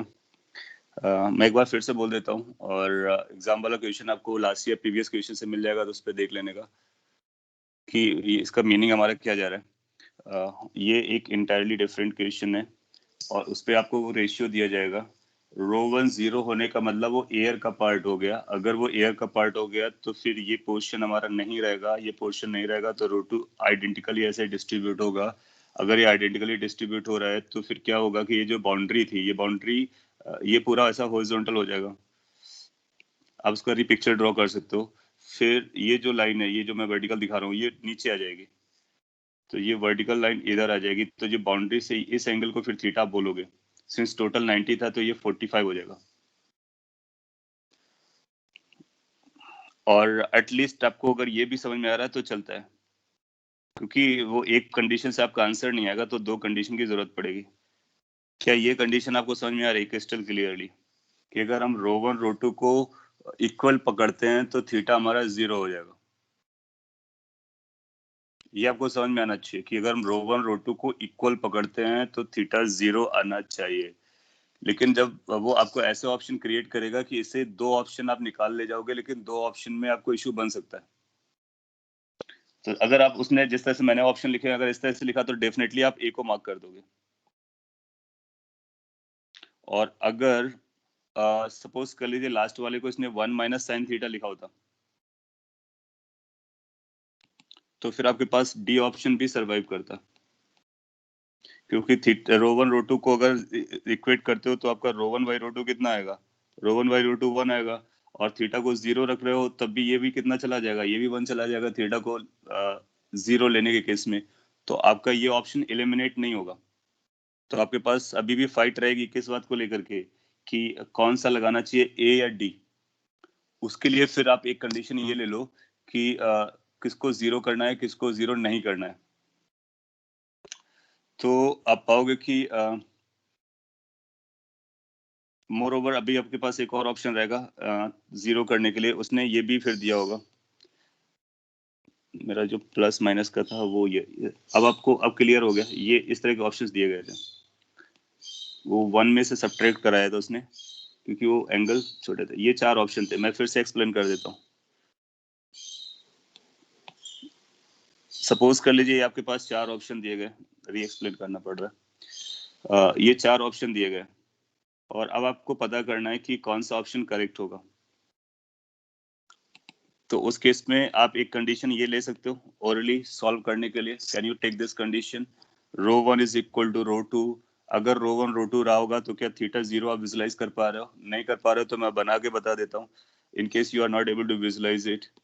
अगर दोनों को बराबर लेते हो इस कंडीशन में, सो आप पाओगे कि जो दो लिक्विड्स हैं वो कुछ ऐसे रहेंगे। ये आपका 90 डिग्री ये हो जाएगा, वर्टिकल सेपरेटिंग लाइन ये हो जाएगी, और एक लिक्विड आपका ये है, एक लिक्विड ये है। तो इसी से ही आपको एंगल मेजर करना था, इसी लाइन का मेजर करना था, तो थीटा 0 हो गया। ये जब रो और रो बराबर हो गए, ऐसी कंडीशन को लगा करके क्या हम कुछ ऑप्शन एलिमिनेट कर सकते हैं? अगर ऐसा केस हो गया तो उसने रो 2 बाई रो 1 पूछा था, तो रो 2 बाई रो 1 अगर हमने को कैलकुलेट करना है तो 1 आएगा। अगर ये 1 आएगा तो फिर कौन से ऑप्शन हमारे चले जाते हैं? थीटा को 0 करने से रेशियो 1 ना दे रहा हो तो आप देखोगे कि थीटा को 0 करेंगे तो ये भी रेशियो 1 देगा, ये भी रेशियो 1 देगा, ये भी रेशियो 1 देगा, और ये भी रेशियो 1 देगा। तो आपका कोई एलिमिनेट नहीं हुआ, इसलिए वो डेंसिटी को 0 करने वाला आइडिया अपने को लेना था। अब हम जब डेंसिटी को 0 लेने वाला आइडिया देते हैं, हाँ देखो आपने शेयर केस में ऑप्शन दिए होंगे, जो भी माइनस ने शेयर किया है, आप देखो इस पे दिया हुआ cos theta, sine theta, tan theta, कुछ इस फॉर्म में दिया था।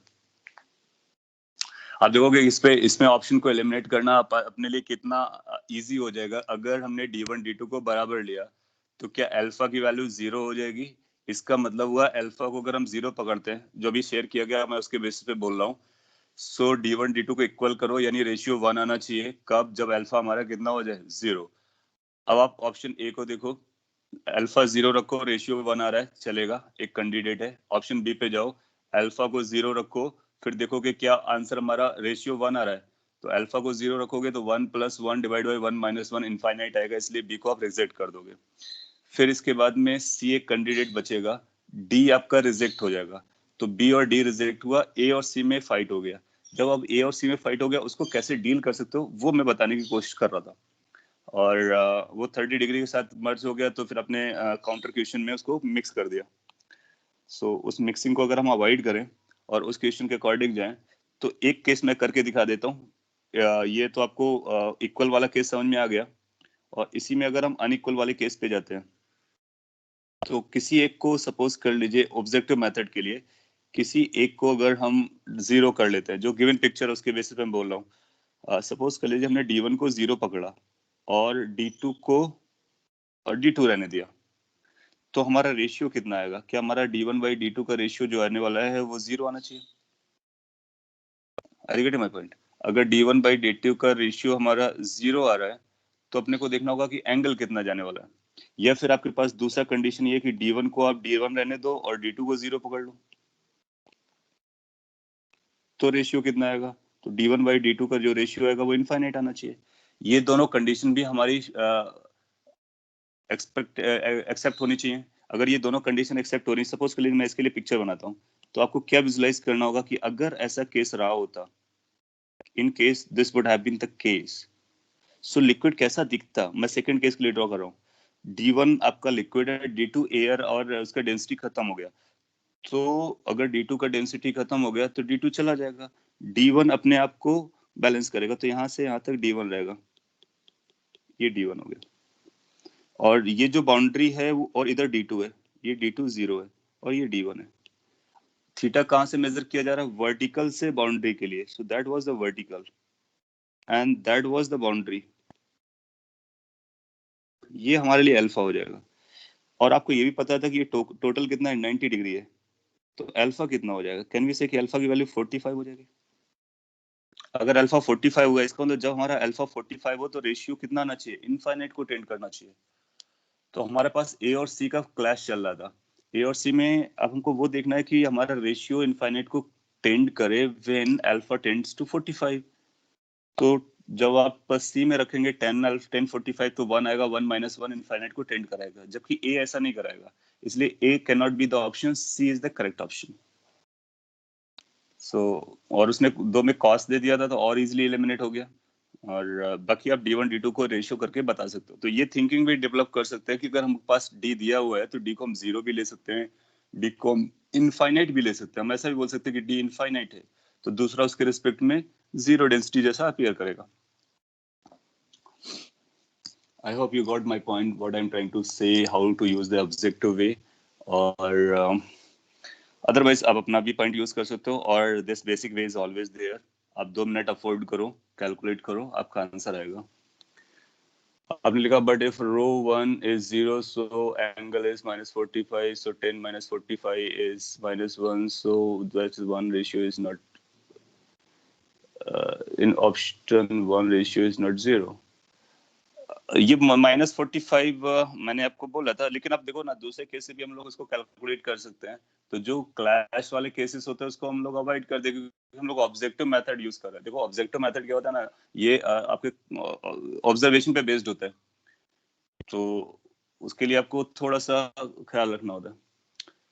फिर एनीथिंग अपॉन इन्फिनिटी इज 0, हाँ सो वो आप जानते हो, समझ गया तो अच्छी बात है। सो एनीवे अगर आपको समझ में आ गया तो हम लोग आगे बढ़ लेते हैं। और विस्कोसिटी के बारे में थोड़ा सा आइडिया मैं आपको दे देता हूँ।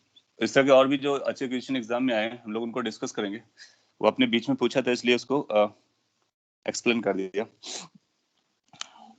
विस्कोसिटी एज अ कॉन्सेप्ट क्या होता है और काफी इंपॉर्टेंट हमारे लिए है। विस्कोसिटी एक प्रॉपर्टी होती है जिसके जो लेयर्स के बीच में फ्रिक्शन लगाता है। तो इसको पहले हम लोग लिख लेते हैं और फिर इसको एक्सप्लेन कर देते हैं। We can write like this कि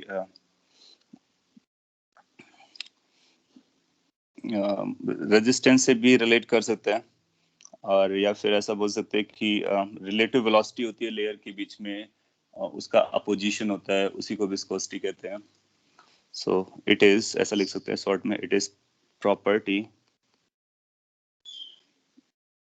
of fluid due to which there is opposing force, या फिर opposition भी लिख सकते हैं, there is opposing force between layers of fluid having relative velocity।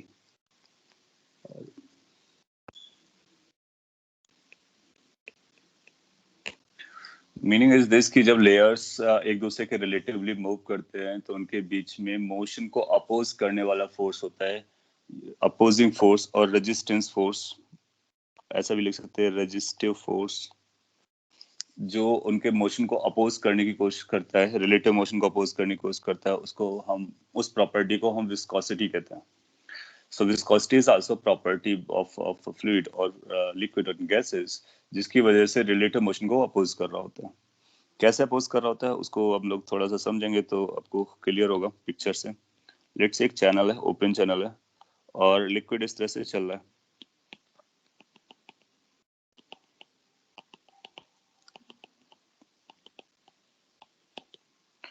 And let's say कि आपने एक प्रैक्टिकल सिचुएशन बनाने की कोशिश करते हैं। एक कार्डबोर्ड लिया है या कोई छोटा सा वुडन प्लैंक लिया है, कोई प्लैंक लिया है, उस वुडन प्लैंक को आपने यहाँ पर किसी वेलोसिटी से मूव कराना स्टार्ट किया। It's A V not velocity आपने दी है। सो अगर आपने वी नॉट वेलोसिटी दिया है तो ये वी नॉट वेलोसिटी से चलना स्टार्ट करेगा। इसके कांटेक्ट में down side layer of liquid है। तो लिक्विड को हम लोग ऐसा कंसीडर कर सकते हैं, this is in the form of layers. Down side ground है, ये जो ग्राउंड है वो रेस्ट पर है। सो एक लेयर जो होगी वो ग्राउंड की कांटेक्ट पर होगी, ये लेयर लिक्विड की लेयर है। लैग आ रहा है, काफी ज्यादा लैग है या फिर माइनर है? यहाँ पर तो मेरे को दिख रहा है स्क्रीन प्रॉपरली। अपने पास ज्यादा ऑप्शन नहीं है, मैं स्क्रीन को रीशेयर कर सकता हूँ to avoid such kind of lag if at all. फिर भी मैं एक बार शेयर कर देता हूँ, अगर आप में से कुछ लोगों को इशू हो गया है तो। अपना टाइम भी जा रहा है, so let's say quickly at least we get idea कि एग्जैक्टली क्या है, फिर नेक्स्ट क्लास में कंप्लीट हो पाएगा।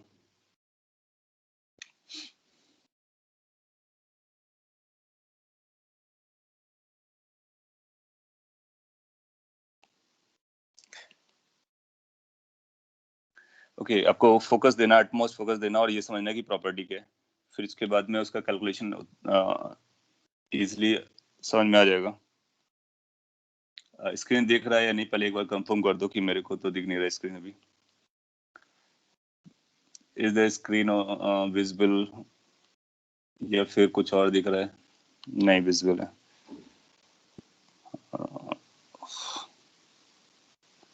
फ्रीज्ड,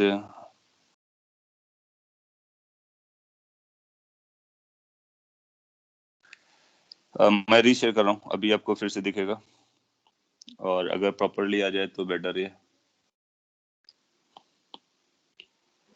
नो, अब आ गया होगा आपके स्क्रीन पर। सो मैंने एक ओपन चैनल बनाया था जिसपे लिक्विड था, और लिक्विड के ऊपर आपने एक प्लैंक रखा हुआ है, और उस प्लैंक को किसी वेलोसिटी से आप मूव करा रहे हो। अगर आप किसी वेलोसिटी से मूव करा रहे हो तो क्या चल रहा होता है उसको थोड़ा सा डिटेल पे समझने का। डाउन साइड ग्राउंड है, ग्राउंड रेस पर है। नाउ आप आंसर कर सकते हो, ये ग्राउंड के कांटेक्ट पर एक लिक्विड का लेयर होगा, so there is one liquid layer in the contact of ground. Can you think of कि उसकी वेलोसिटी कितनी होगी? सो अगर आपने लेयर अपने जो प्लैंक है ऊपर मूव कराया, सो प्लैंक की वेलोसिटी वी नॉट है। आपसे पूछ सकता है कि ग्राउंड के कांटेक्ट पर जो लेयर है उसकी वेलोसिटी बताएं, तो आप पाओगे कि ग्राउंड बॉटम मोस्ट लेयर के पास कोई वेलोसिटी नहीं आएगी। ऐसा इसलिए क्योंकि वो जिसके कांटेक्ट पर है वो डिसाइड करेगा। अर्थ के कांटेक्ट पर है, अर्थ मूव नहीं कर रहा है यानी ग्राउंड मूव नहीं कर रहा है, तो वो रेस्ट पर होगा। सो ये बॉटम मोस्ट लेयर भी रेस्ट पर होगी।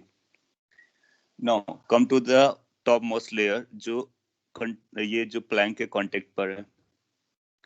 अगर आप टॉप मोस्ट लेयर के बारे में बात करते हो तो top most layer is in contact with the plank, so plank के साथ वी नॉट से आगे जा रहा होगा। सो अगर आप प्लैंक को आप भूल जाओ और लिक्विड को ऑब्जर्व करो, तो लिक्विड की जो टॉप मोस्ट लेयर है that is moving with the plank with velocity v not, और जो बॉटम मोस्ट लेयर है वो जीरो वेलोसिटी पर है। ये लिक्विड इस समय विस्कस लिक्विड है, तो इसका मतलब है कि जो टॉप लेयर की वेलोसिटी अगर वी नॉट है, तो उसके नीचे लाई करने वाली लेयर, उसके जस्ट डाउन साइड जो लेयर लाई करती है वो उसके कांटेक्ट पर होगा, और उन दोनों के बीच में रिलेटिव वेलोसिटी आएगी। रिलेटिव वेलोसिटी की वजह से उनके बीच में फोर्स लग रहा होगा, जस्ट लाइक फ्रिक्शन। तो वो जो विस्कस फोर्स लग रहा होगा, फर्स्ट लेयर में बैक साइड लग रहा होगा उसकी वेलोसिटी को कम करने के लिए, और सेकंड लेयर में फॉरवर्ड डायरेक्शन में लग रहा होगा, सेकंड लेयर की वेलोसिटी क्रिएट कर रहा होगा। इसका मतलब है कि अगर टॉप लेयर वी नॉट से जा रहा है तो उसके नीचे वाली लेयर के पास भी वेलोसिटी आएगा, उसके नीचे वाली लेयर पर भी वेलोसिटी आएगा, और डाउन साइड भी वेलोसिटी आएगा।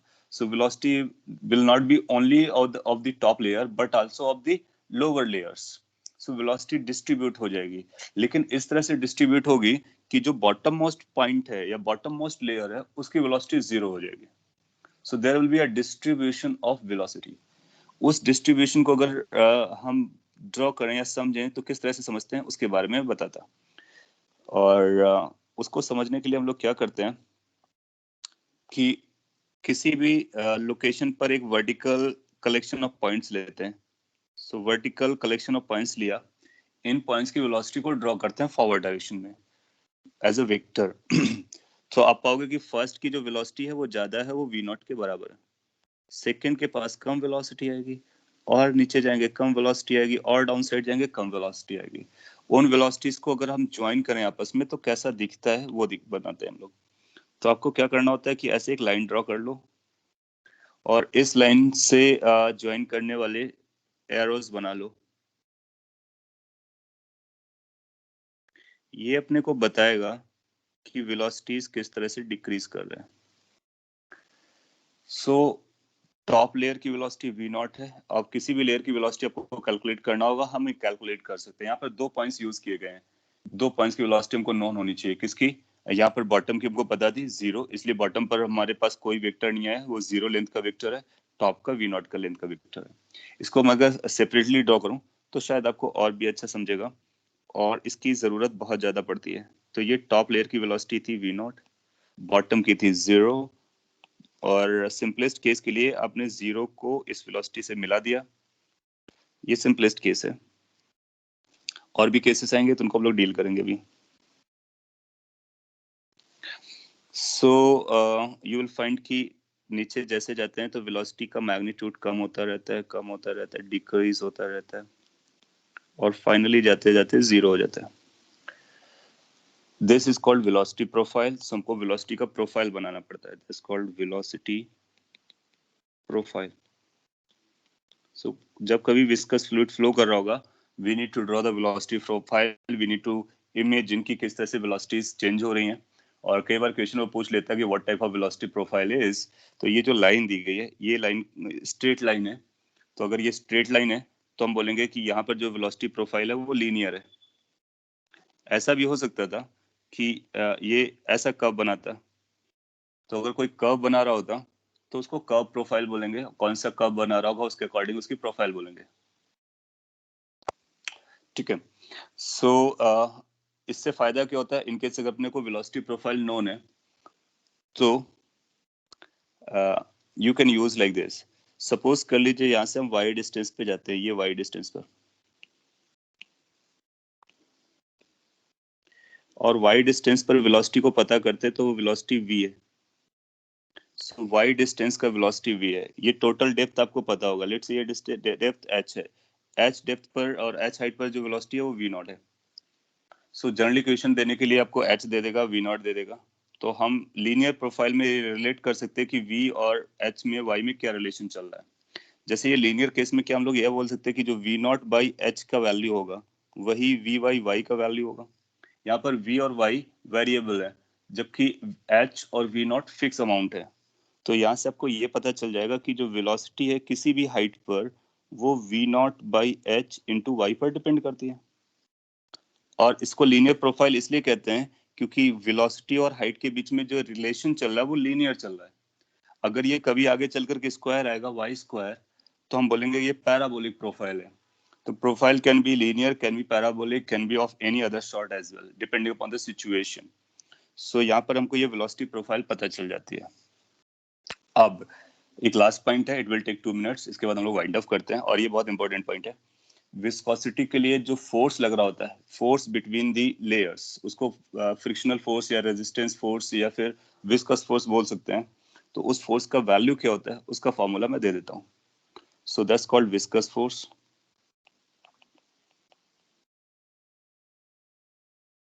ये जो विस्कस फोर्स की वैल्यू होती है, डायरेक्टली मैं फॉर्मूला दे रहा हूँ, ये डायरेक्ट फॉर्मूला ही है। ऐसा बोलते हैं कि ये जो विस्कस फोर्स है वो एरिया के प्रोपोर्शनल होता है। ये जो विस्कस फोर्स है वो वेलोसिटी ग्रेडियंट के प्रोपोर्शनल होता है। और ये 2 पॉइंट्स अपने को याद रखना होता है। So viscous force is proportional to A. What this A is, let me explain. A का मतलब है लेयर एरिया, और एरिया ऑफ लेयर, इसका मीनिंग क्या है? आप इधर आओ। ये जो प्लैंक आपने रखा हुआ है, ये प्लैंक की कुछ ऐसी डायमेंशन रही होंगी।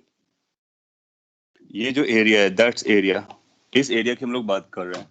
सो area of layer, so whatever the layer we are thinking, उसके एरिया को हम ए चूज करेंगे।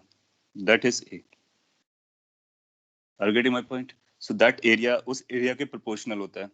दूसरा, F proportional to d v y d Y.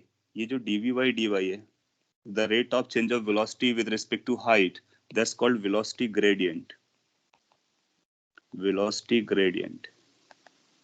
Now dy calculate करने के लिए आपको वेलोसिटी प्रोफाइल जानना बहुत जरूरी है।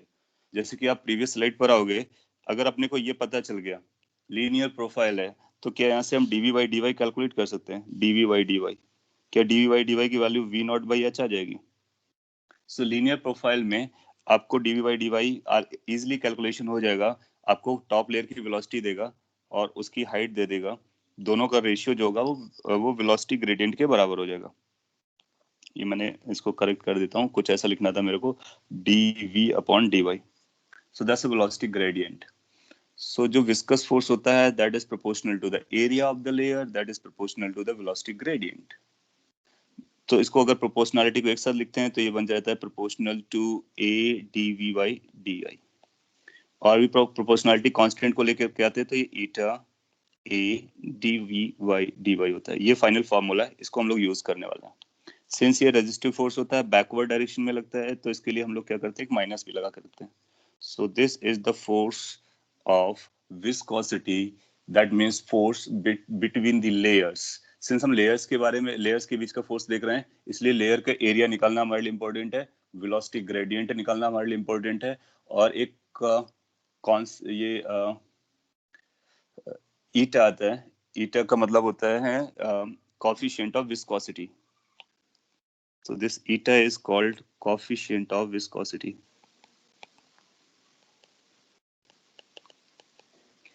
हाँ, यूनिट एंड डायमेंशन में हम लोगों ने इसकी यूनिट कैलकुलेट की होगी। रेनॉल्ड नंबर भी हम लोग आगे बात करेंगे। सो विस्कोसिटी का कैलकुलेशन हम लोग यहाँ से ये आपको दिया जाएगा, ये कोएफिशिएंट ऑफ विस्कोसिटी आपको बताया जाएगा, एरिया ऑफ लेयर बताया जाएगा, वेलोसिटी प्रोफाइल से वेलोसिटी ग्रेडियंट हम लोग कैलकुलेट करेंगे, तो हम फोर्स ऑफ विस्कोसिटी कैलकुलेट कर लेते हैं। इसको इंडिकेट करने के लिए हम यहाँ पे ईटा लगा दिया करेंगे ताकि अपने को याद रहे कि ये फोर्स ड्यू टू विस्कोसिटी है। So viscous force is given by this formula, and this is again a force. whenever we get a force we can do all n number of questions related to that force. Okay, सो अगर आपको ये point clear हो गया, बहुत अच्छी बात है। Next class में इसका और भी वर्जन जो है उसको बता देंगे, एंड कुछ क्वेश्चंस कर लेंगे उसके बेस पे, तो विस्कोसिटी कंप्लीट हो जाएगा। और नेक्स्ट क्लास में we will completing the fluid in totality including the property of fluid as well. Okay, इसके बाद फिर हम लोग इलास्टिसिटी पढ़ेंगे। नेगेटिव क्यों लगाया है वो बताइए। सो एग्जाम में क्या कर सकते हो कि आप मैग्नीट्यूड अलग निकाल लो और डायरेक्शन अलग निकाल लो, अगर आप निगेटिव पसंद नहीं करते हो, अदरवाइज आपको निगेटिव का यूज करना है। जैसे यहाँ पे मैंने लेयर्स बताया था, राइट? तो ये फोर्स कैसा, आप ऐसे समझ लो, फोर्स ये रेजिस्टेंस फोर्स है, या फिर अपोजिंग फोर्स है, या फिर फ्रिक्शनल फोर्स है। तो ये जो फोर्स होता है वो मोशन को अपोज करता है। As per the definition it opposes the relative motion between the layers. Since ये अपोज करता है तो वो अपोज वर्ड को काउंट करने के लिए वो माइनस साइन लगाते हैं। सो माइनस साइन हमको बताता है कि this is opposing, this is not causing the velocity increase, या फिर अदरवाइज ये क्या करता है, उनके वेलोसिटी ग्रेडियंट को, इसको कैसे इंटरप्रेट करेंगे, वेलोसिटी ग्रेडियंट को अपोज करने की कोशिश करता है। ये चाहता है कि वेलोसिटी ग्रेडियंट ना बने, सो उसको अपोज करने के लिए ये एक्ट करता है, hence we place a minus. So जैसे ये वेलोसिटी ग्रेडियंट है, माइनस लगा दोगे तो नेगेटिव वेलोसिटी ग्रेडियंट है, तो बेसिकली ये वेलोसिटी ग्रेडियंट को अपोज करता है। सो फॉर्मूले में हम लोग ऐसा लिखते हैं, अदरवाइज आप मैग्नीट्यूड डायरेक्शन अलग अलग भी कर सकते हो। और कौन सी लेयर पे कैसा लगेगा ये मैंने आपको पहले बताया, जो लेयर आगे जा रही है उस पर बैक साइड लगेगा, जो स्टेशनरी है उस पर फॉरवर्ड लगेगा, just like friction, just like friction. So इसको हम लोग फ्रिक्शन जैसा भी बोलते हैं।